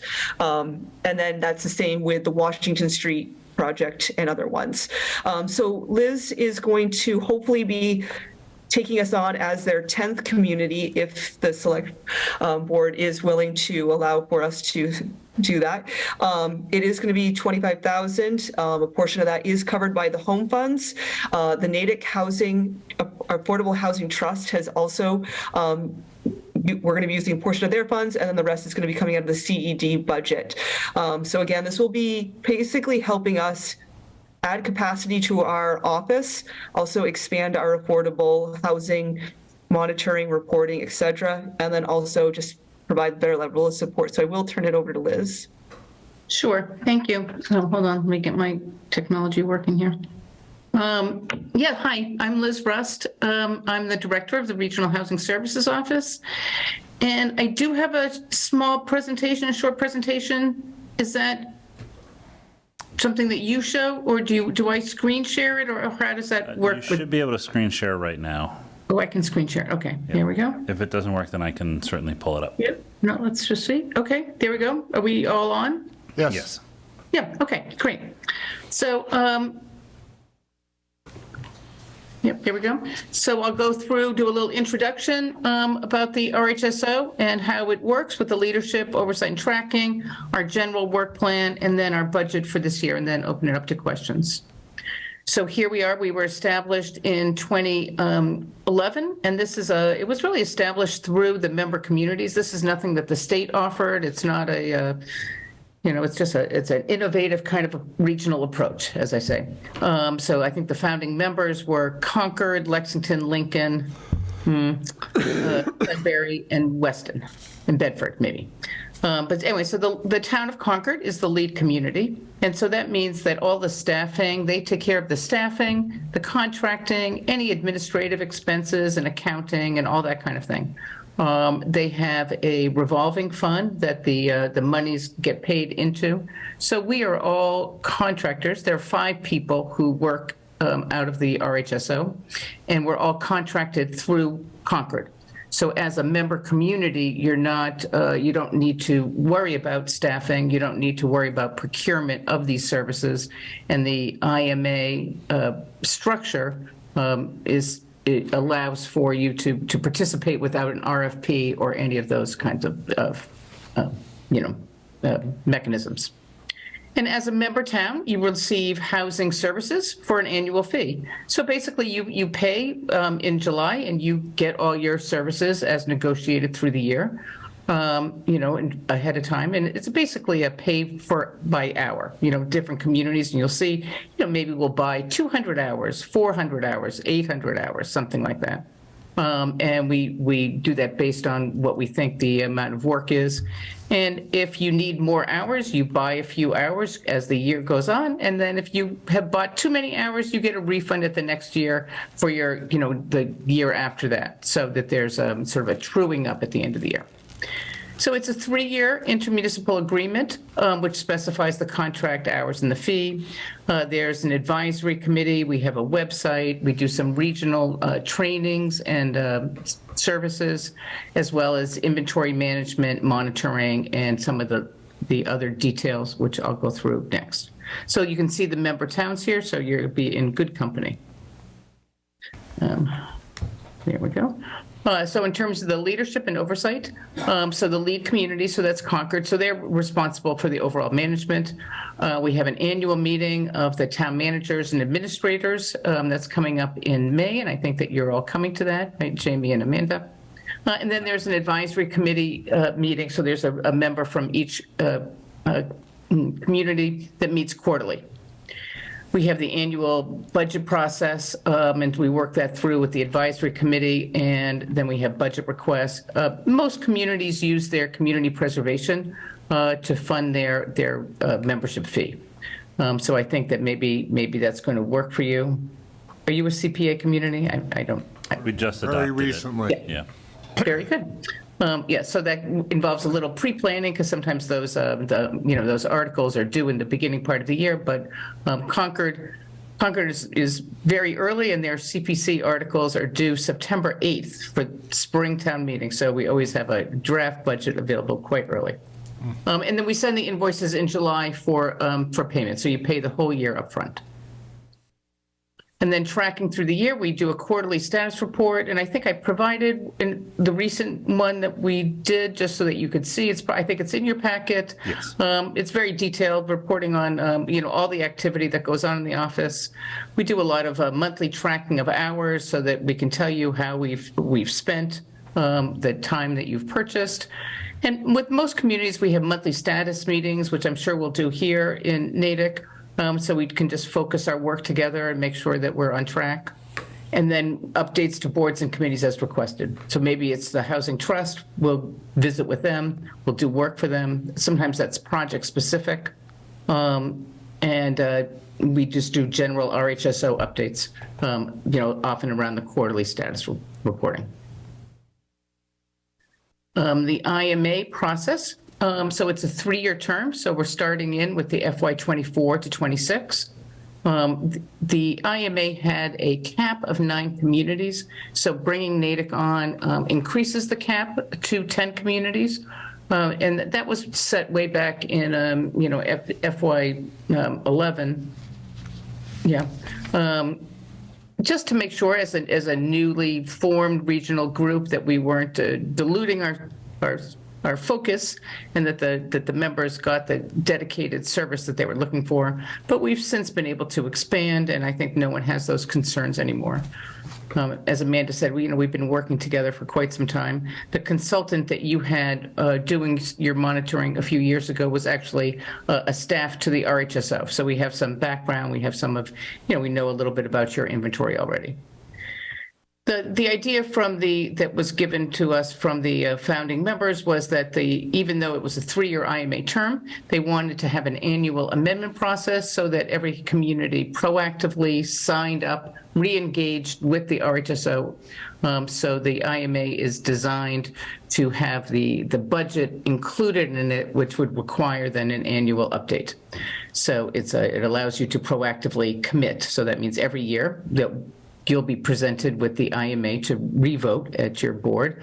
And so it just gives you an opportunity for an annual update.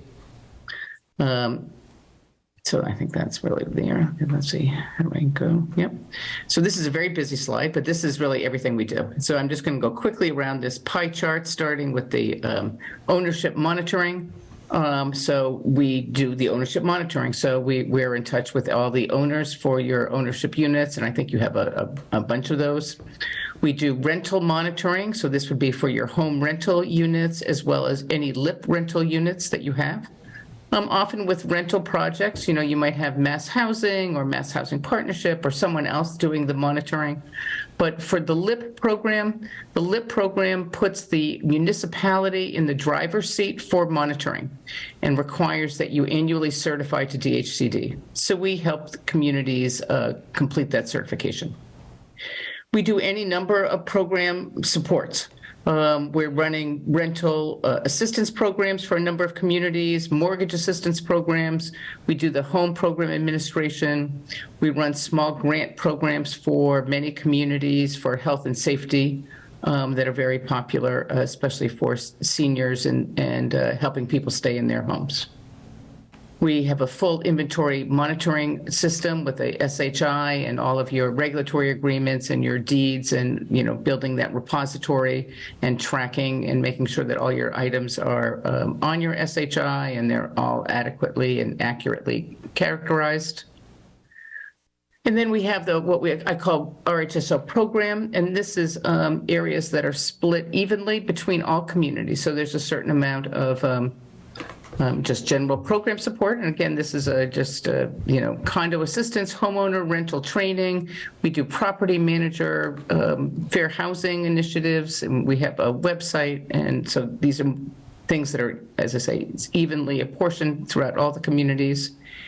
And then this is the local board support is really variable for every community. So it depends what kind of local projects that you have going on. Development projects, these might be development projects of private projects coming in, and you need the LIP application reviewed, you might need a local preference justification written, any number of things there, or you have projects that your own boards, or maybe the Affordable Housing Trust is doing some feasibility for a property they own, and whatever. These are all different things. We've done housing production plans, so any number of local projects, and there are many different examples from different towns. Our goals are broad, right? We just want to support all of our member communities, continue to assist and monitor, support the projects, including resales. We help do the resales for the towns and then channel that resale fee back into, you get to collect that resale fee versus giving it to a different agent. Providing local support to your staff, property managers, and residents, and then continue support for the home program, in the projects and the fair housing efforts there. And then maintaining our office, offering workshops and training to all the constituents and to promote the RHSO model. We think this is a very effective model, as Amanda said, that this allows you for really short dollars, for $25,000 to buy into technical expertise in this area. So it's really kind of a staff augmentation. We don't take the work, we really help strengthen you to do the work and to strengthen the housing programs that are in your in Natick, and all of assist the residents who are there being served by the programs. So we think it's a good model. Here is our budget. Again, this is just really a lot of information here, but you can kind of see this is the FY23 versus the FY24, and there you are, just short of $25,000. You'll represent 6% of our total dollars. Our expenses are very brief. We have staffing. It's all staffing, really. We have a little bit of program expense. And then Concord takes an administrative fee for the rent and the IT and the phones and all of the stuff that they do in housing. Our housing office, right? So that's what that looks like. 12 years of operation, and really the success is due to senior leadership and sponsorship. So this is not a ground up, this is kind of a top down in terms of the member communities, so that the town leadership really feels strongly that this is an effective tool for them, and so that helps us make sure that we feel that we're always being valuable and efficient and cost effective, right? This is completely optional. You have many different ways that you can kind of tackle your housing needs. And I think Amanda went through and Jamie went through some of the things that you've done in the past, right? You have your own consultant, you have your own staff, you bring in this person, you do different things. So this is just a different way of doing that. And we strive to be efficient and valuable. And we think it's a good proactive strategy. And sometimes in communities, like housing kind of happens to the community, right? Like private developers come in and they build all this housing, and then they sort of walk away, and there you are having to support that housing, for years after. And so we want to help you with some of that, right? So I think that's my presentation. Thank you very much. That was a very good synopsis. Really helped me understand what you guys are about. So, questions from the committee? It's probably more for administration than the RHSO, given that, first of all, this is a great idea. I love the nature of the organization and what it does for our communities. So I think just participating is a no-brainer. I think it's what a great example of how we can do things regionally for mutual benefit. On that note, if I was concerned about administrative costs, I saw it was only $21,000 from Concord, so they're not gouging us with overhead, which is awesome. But in terms of if things aren't working out, it looks like we have an annual opt-out opportunity with 2 months, right. 2 months written notice. So I assume, just in terms of any service provider, we do an assessment of how well this is working for us and probably worked into our annual budget process. Or when would we, as internally, I guess maybe to Amanda or to you, when you're building the budget, would this be sort of a flag just to kind of make sure that we're checking on it? I'm just sensitive as we plan and we're going through our goal setting. There are things during the calendar year that need to be done. So I'm just curious how that works on the administrative side. So obviously, obviously, this is our first year doing it, so looking a little bit into a crystal ball here, but given that it's going to be managed out of Amanda's office, but it's going to be obviously, as town administrator, I'll be on an active participant on the RHSO, we would absolutely be looking at probably more consistently just throughout the year, how are they working for us and how is it working just in general. One thing to note is that we had previously had a monitoring agent, but that person actually left the field. So this will take the place of something that we had already been paying for, but then we're adding some additional capacity, which also adds a little bit of cost, but I think it's actually well worth its money. But the assessment absolutely will be an ongoing basis, but going into budget season is when we're going to really be looking at it. The way we're currently piecemealing the budget together, we'll be looking at, is that a sustainable model, or as we get CPA dollars, CPC dollars coming in, maybe that becomes our more sustainable long-term model for funding the work here, or do we just stick it all in the CED or some other line item budget? But that's, in my mind, let's get going with this work. Now is an opportune time to join. One thing to note about process is the vote tonight is actually to authorize the town administrator to sign the final IMA, because it still actually has to be officially, I think, finalized and voted on by the board. Is that correct, Liz? Or they did that actually? No, so the advisory committee meeting met today, so they voted Natick in, and the town manager of Concord has given their authorization, so we're good to go. Perfect. I know that was a timing thing that we were talking through, so I'm glad to know that that's actually completed, but you just need to authorize me to sign in, and I'd like to get in, and then we can have a regular reporting back. Great.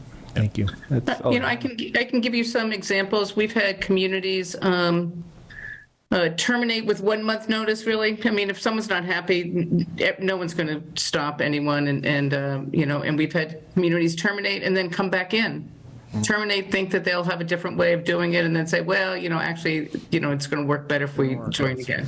So we've had communities join, we've had communities withdraw, rejoin. And so I think that, we're interested in making it work for you. So I think with the budgeting as well, sometimes people know way ahead of time whether they're going to stay in or not, or have, appropriated or put in requests for it, even around the 2 months. So I think that we just want to make it work for you.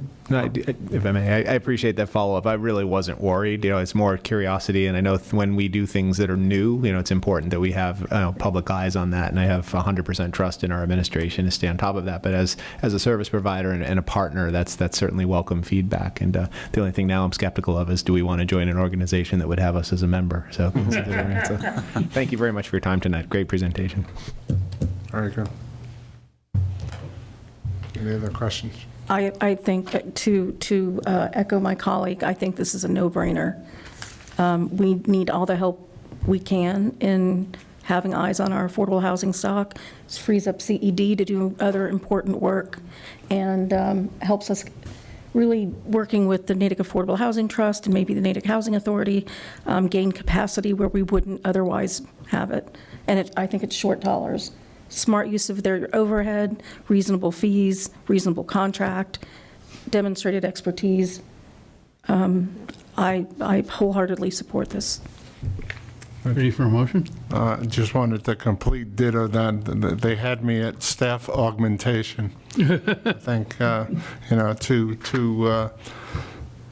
in this particular climate, too, to have that sort of expertise at our fingertips, we cannot recruit, or it will be extremely difficult for us to recruit somebody of that caliber.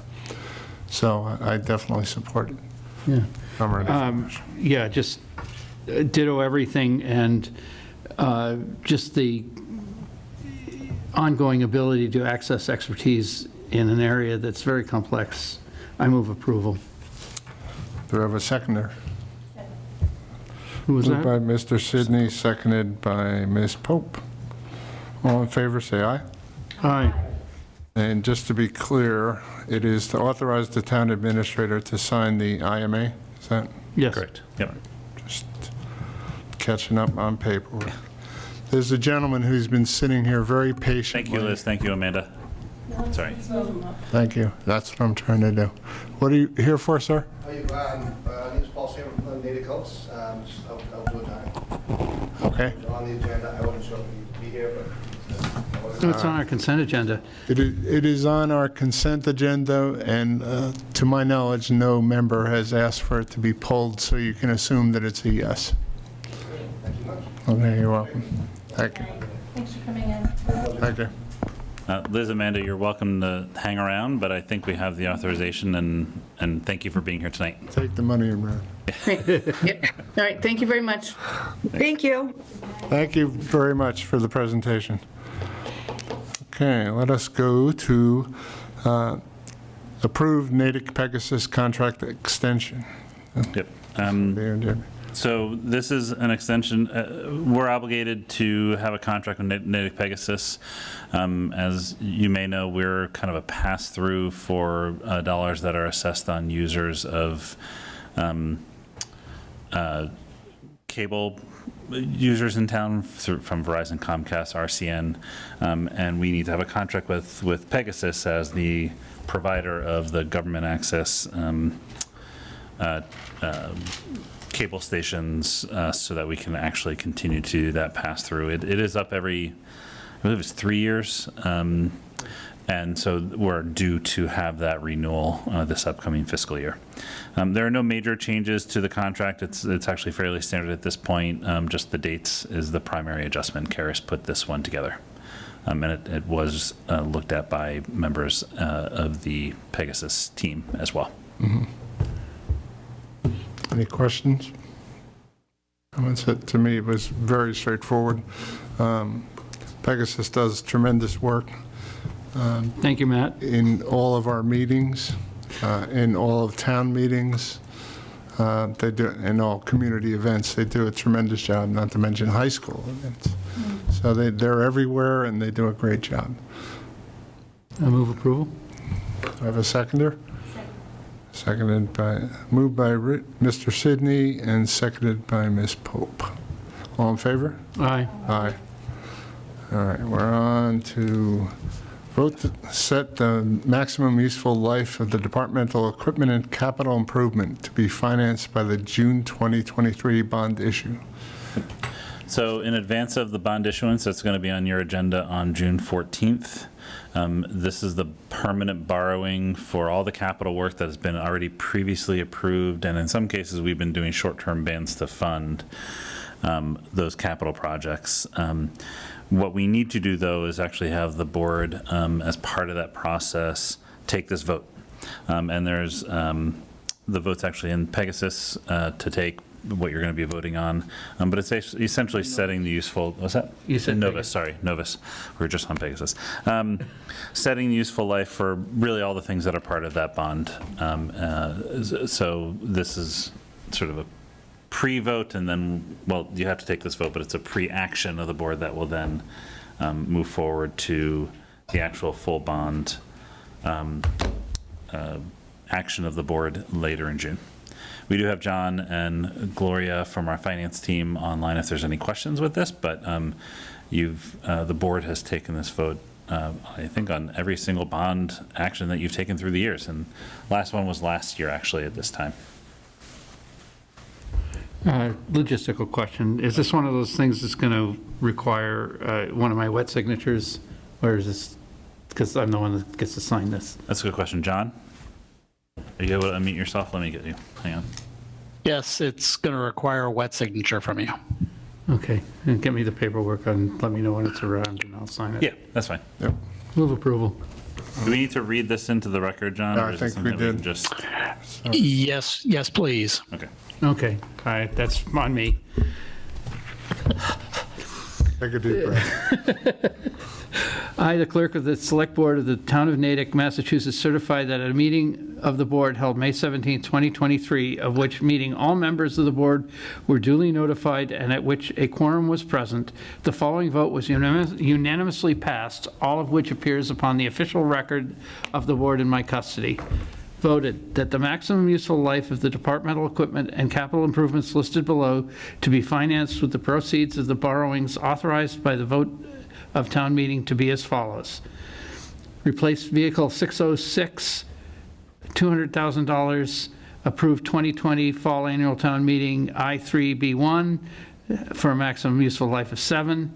Springville Water Air Stripper Media Replacement, $380,000, 2020 Fall Annual Town Meeting, I-4B1,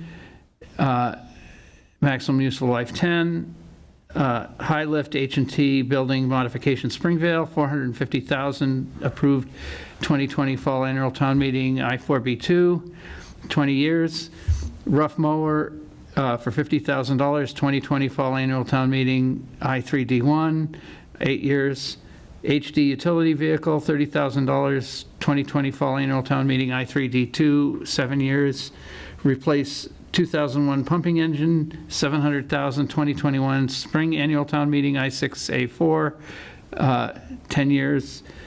Replace Vehicle 404, $115,000, 2022 Spring I-5A4, 7 years. Replace Vehicle 508, $225,000, 2022 Spring Annual Town Meeting, I-5A5, 7 years. Replace Vehicle 414, $345,000, 2022 Spring Annual, I-5A6, 7 years. SCADA equipment, $80,000, 2022 Fall Annual, I-5D3, 10 years. Replace Vehicle 602, $80,000, 2022 Fall Annual Town Meeting, I-5D2, 7 years. I further certify that the votes were taken at a meeting open to the public, that no vote was taken by secret ballot, that a notice stating the place, date, time, and agenda for the meeting, which agenda included the adoption of the above votes, was filed with the town clerk, and a copy thereof posted in a manner conspicuously visible to the public at all hours in or on the municipal building that the office of the town clerk is located, or, if applicable, in accordance with an alternative method of notice prescribed or approved by the Attorney General as set forth in 940 CMR 29.032B, at least 48 hours, not including Saturdays, Sundays, and legal holidays prior to the time of the meeting, and remain so posted at the time of the meeting that no deliberations or decision in a connection with the subject matter of this vote were taken in executive session, all in accordance with General Law, Chapter 30A, Sections 18 through 25, as amended. Good job. And I so move. Have a second? Okay, moved by Mr. Sidney, excuse me, seconded by Ms. Pope. All in favor? Aye. Say aye. 500. All right, moving right along. Fun stuff. Next, Good times. Good thing I can cold read. Huh? and then that was an impressive, on one breath, too. Vote and sign easement and deed for 299 to 301 Bacon Street. And over to you, Jamie. Thank you. This is the deed and easement. It's been a long time coming for this to come to the board. The select board was authorized, 2019 or 2020, I believe, to 2019 Fall Town Meeting. Sorry, I'm just getting my dates. To transfer the Bacon Street property is what we commonly refer to it. It's the property at 299 301 Bacon Street that the Affordable Housing Trust built a 2-unit project on.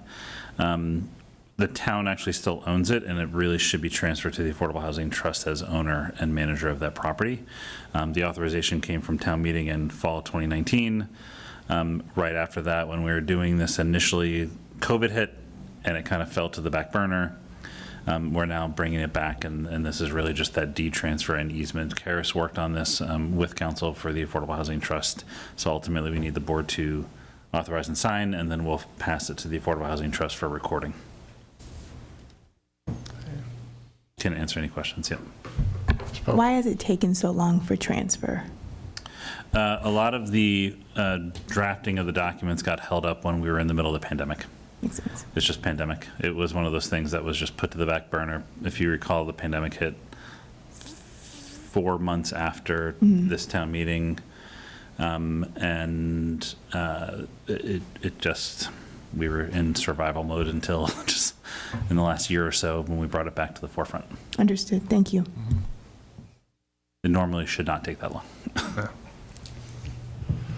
Okay. Any other questions, comments? Move approval. All right. Thank you, Mr. Sidney. Do I have a second? Second. guys are a good team. Goodness, Mr. Pope. All in favor, say aye. Aye.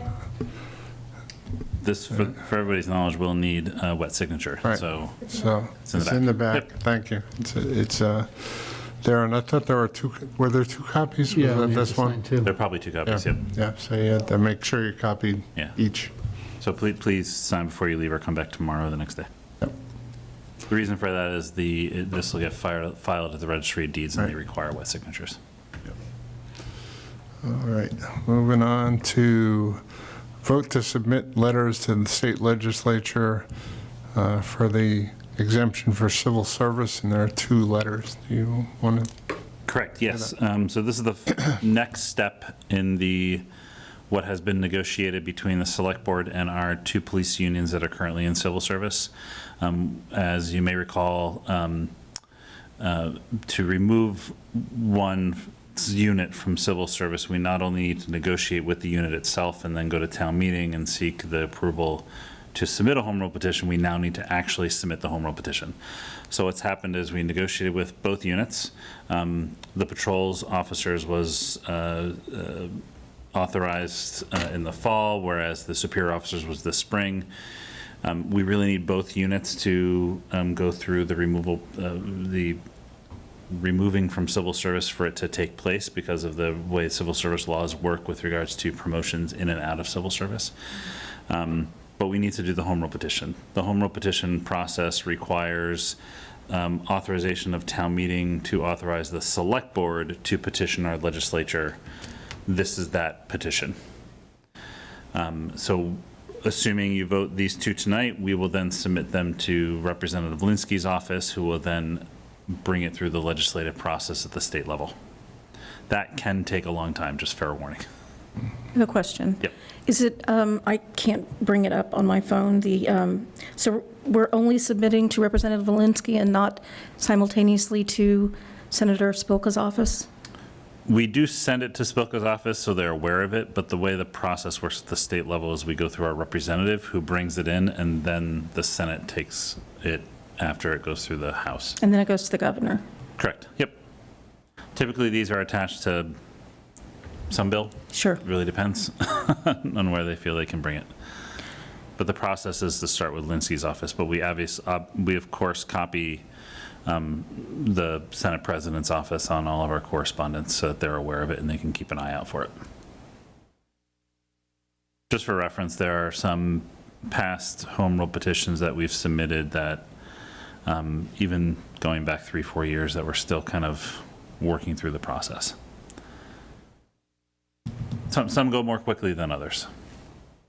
So, Mr. Erickson, it's entirely possible that the club policy, alcohol policy that was passed by town meeting and adopted by this board and sent to Representative Linsky's office may not, it will likely not be in force and effect by the end of this year.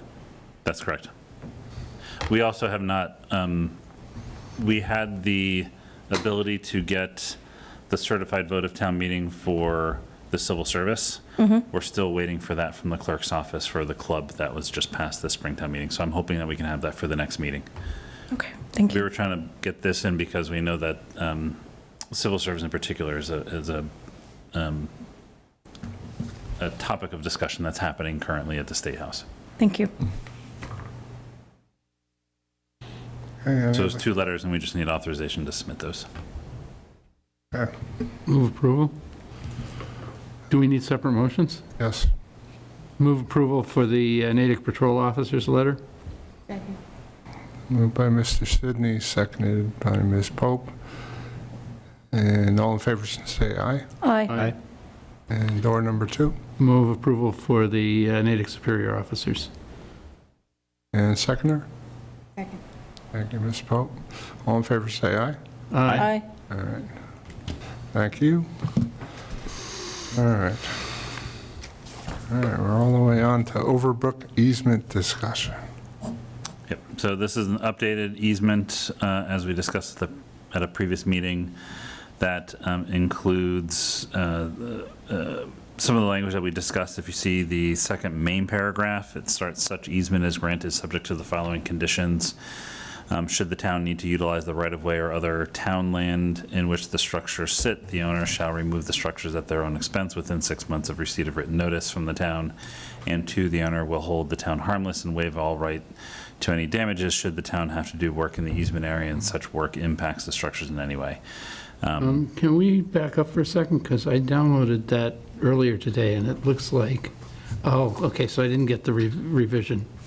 Okay, yeah, the original version was in there as well, just so that you could see where we started from and where we are now. Okay, the revision wasn't there earlier today. Oh, apologies. Yeah. So that's... Yep. So we haven't, next steps in the process, if you're comfortable with this language, is I would like to send it over to the person that we're working with on the ownership side, just to make sure that they're okay with it. Maybe you can still authorize, I don't necessarily know if we want to bring it back to the board or if you want to vote on this, subject to just their cursory review and then get your signatures, assuming there's no questions on their end. I would say go to the provisional approaches. Yeah, that way we don't need to bring this back to the board. Are there any other questions before there, though, about this, the current language? Okay. Okay, so I need a motion for the provisional. So moved, provisional approval. Okay. So do I have a seconder? Second. Guys are a great tag team. All in favor, say aye. Aye. All right. Yeah, and I said aye too, you just didn't hear me. You whiffed. Okay. Next one is on Select Board Policy on Contracts and Procurement. I'll take this one. Thank you. I was hoping you'd say that. So it's been a topic of mine that I keep indicating that, efficiency in government is something that we've been trying to work through as a town administration. And I know I've used the example in the past of the authorization of town administrator for contracts. And it kept weighing on me because as I looked and have learned through all of the processes of the last year and a half, and even prior to that, about the different components of the charter, the different components of the bylaws, the town charter, town bylaws, and reading those over and over again, it really came to my, we kind of had the epiphany in the office, because even John was looking at it and talking with Karis, that where is this policy coming from? And the charter clearly indicates who has what rights over contracts and contracting, as well as state law. So where is this coming from? So then we went back and looked at the list of select board policies and found the contracting and procurement one that I quite frankly just overlooked and wasn't even aware that it was there. It's kind of amusing because when I brought it to Karis's attention and Brian LeBlanc's attention, and Brian LeBlanc happened to be working for town council at the time. He was actually one of our lead councils. He doesn't even remember it from that time, and it's from 2013. So we looked at the policy and realized, and I believe I put this in my email to all of you, that it appears to be inconsistent with the charter. There are some components of it that are unnecessary and we don't completely follow today. We do follow components of it today, but the components that we follow today might be considered inconsistent with the charter. And so I'd like to ask the board, one, do you have any questions on that? And then two, potentially take one of two actions. One would be just to completely remove the policy from a select board policy, or to amend it as I provided in Novus, which I did work through all that language with Karis. In my opinion, I think removing the policy makes a little bit more sense because the components that would be remaining are things that we're going to implement, but we might need more things to implement at an administrative level, or we may need to tweak those things. And I'd like to have the flexibility as your town administrator to be able to do that. And since contracting per the charter, in my opinion, falls under town administration for most things, there are still some things that will come to the board. For example, your roadway commissioner, so you'll still likely see roadway project contracts. I'd like the ability to be able to do my job, basically. It's like a fair thing to. Right. That's awfully ambitious of you. Way to see the bar. I have talked to Brian LeBlanc, our procurement officer, again, he used to be town council, and Karis about this. I think Brian's email back to me was, yay, please, yes. This will make my life so much easier, just process-wise. Mr. Chair, may I? I would prefer to see no policy. The fewer policies we have, I think the more efficient government's going to run. We have protection under MGL, and frankly, if for some reason Mr. Erickson abuses that authority, then we cancel his contract. I have full faith in our town administration and they've demonstrated more than demonstrated good faith in executing their duties above and beyond, and I would prefer to see no policy as opposed to an amended policy. Is that a motion? In discussion. In the spirit of less is more, then I'll move to remove the policy. Second. So that is moved by Mr. Joseph and seconded by Ms. Coughlin. All in favor? Say Aye. Aye, we just have it. All right, we're on to the consent. One last thing. Sorry, Jamie. That's okay. Which is, can we put it on Novus agenda? The attachments are in your message, but not on Novus somehow? Yes, yeah, sorry for that. We were, They were changing the last minute. they were, yeah, we were looking through quite a few. It's more for the public going back to it later. Absolutely. Yep. Okay, and now everybody gets to listen to my voice again for quite a little while. Another deep breath. We're going to remove the minutes from the consent agenda. So I move the following as a consent agenda. A, accept resignation from Matthew Labrie from the Historic District Commission. B, approve Cypress Tree Management Natick DBA Reddy's for adult use marijuana establishment license. C, approve change of manager request from Anthony's Coal Fired Pizza. D, approve one-day liquor license for Decanted Wine Truck for June 1st for Natick Nights. E, reappoint Robert Steckbeck to the ZBA. F, approve safety committee recommendations submitted by Chief Hicks. G, approve Chief Hicks' recommendations. 1, to appoint auxiliary police officer Brian Bradley. 2, to appoint parking enforcement officers. H, approve Natick Elks application to extend their temporary outdoor premises license conditional upon a site visit by Deputy Chief Lazan. I, reappoint Prema Dublish to the Cultural Council. J, accept requests from ZBA board members to switch member status as follows. Andrew Enright changed from full to associate member. Michael Lynch changed from associate to full member. K, reappointments to the CRT Advisory Committee, Barbara Sanchez and Michelle Languedoc. And M, affirm vote of Third Amendment to Development Agreement with Stonegate St. Patrick LLC, and I so move. Thank you, Mr. Sidney. Do I have a seconder? Second. Thank you. Ms. Pope. All in favor, say aye. Aye. Wait, Yep. I may have missed something, excuse me. Yes. Did you pull out the minutes? I Yes, pulled we the did. minutes We off. pulled We're them going to out. go Okay. to the minutes next. Next week. I actually wanted to pull out H, approve approve Natick Elks application, and I'll Okay. speak to that. Okay, so we'll pull that. Okay, I did tell the person who was here from Natick. There's no objection, I just want to modify the motion. Okay, Okay. that I can do. So everything but H and L. Okay, And I think we need to vote that. okay, yep. We need to revote that because they're missing H and L now.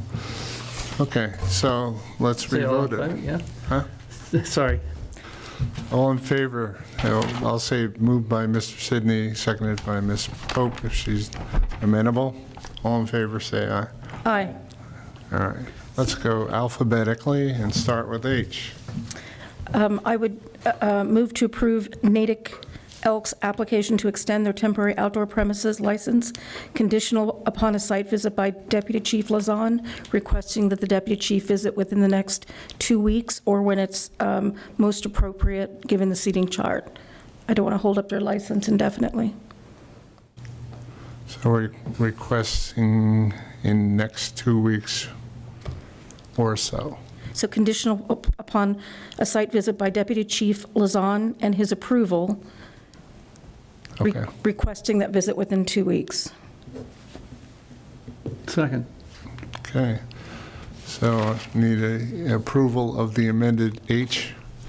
So that was sponsored by Ms. Coughlin and seconded by Mr. Sidney. All in favor, say aye. Aye. All right, Okay. moving right along. And on to the minutes. minutes. So there were no objections to December 21st or May 3rd, so I'm going to move approval of those two sets of minutes. Okay, do we have a second? Second. Okay, so that was December 14th, and which date? The May 3rd, December 21st and May 3rd. Sorry, I got that wrong. And May 3rd. And who seconded that, please? That was Ms. Coughlin. Yeah. Okay. All in favor? Say aye. Look, we have to do them individually. December 21st? Aye. All right, everybody's an aye on that? Aye. Okay. And May 3rd? All in favor, say aye. Aye. Aye. I'm going to leave the others unapproved or modified at this point until I have a chance to go through the notes I've received and get them back to Ms. McNamara for republication. Very good. Thank you, Mr. Sidney. Town administrator notes. Mr. Erickson, do you have anything further? Or you had enough today? Well, quite a bit for today, nothing further, but there is, this Friday is the Woo Sox game where it's Natick, Sure.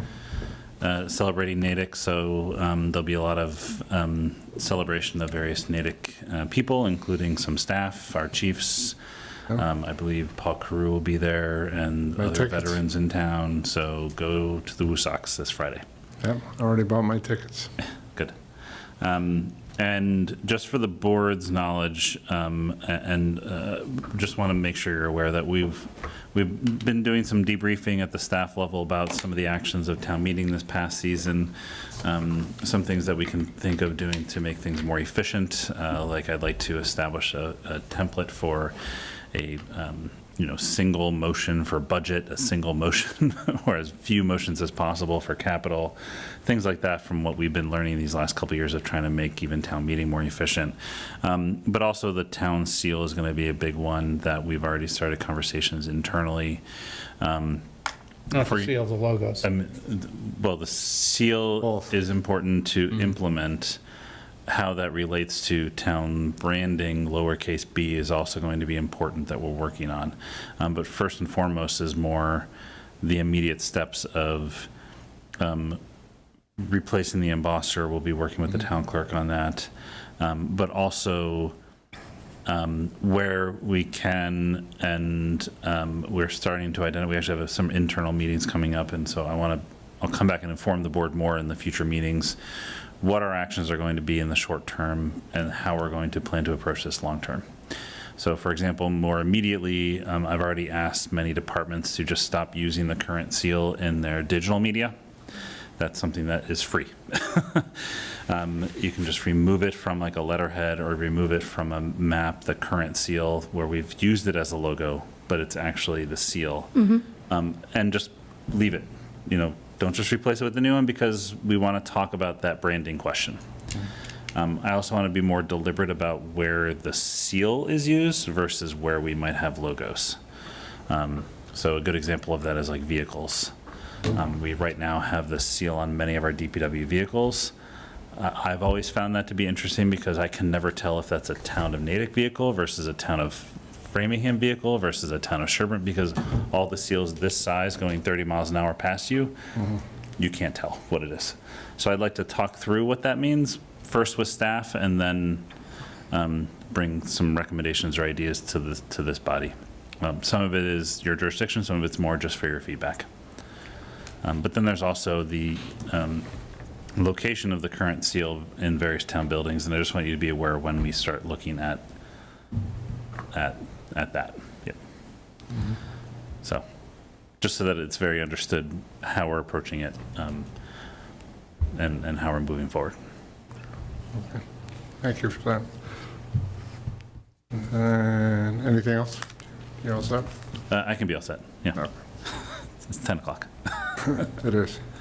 Any select board concerns? other than the fact that it's 5 past 10.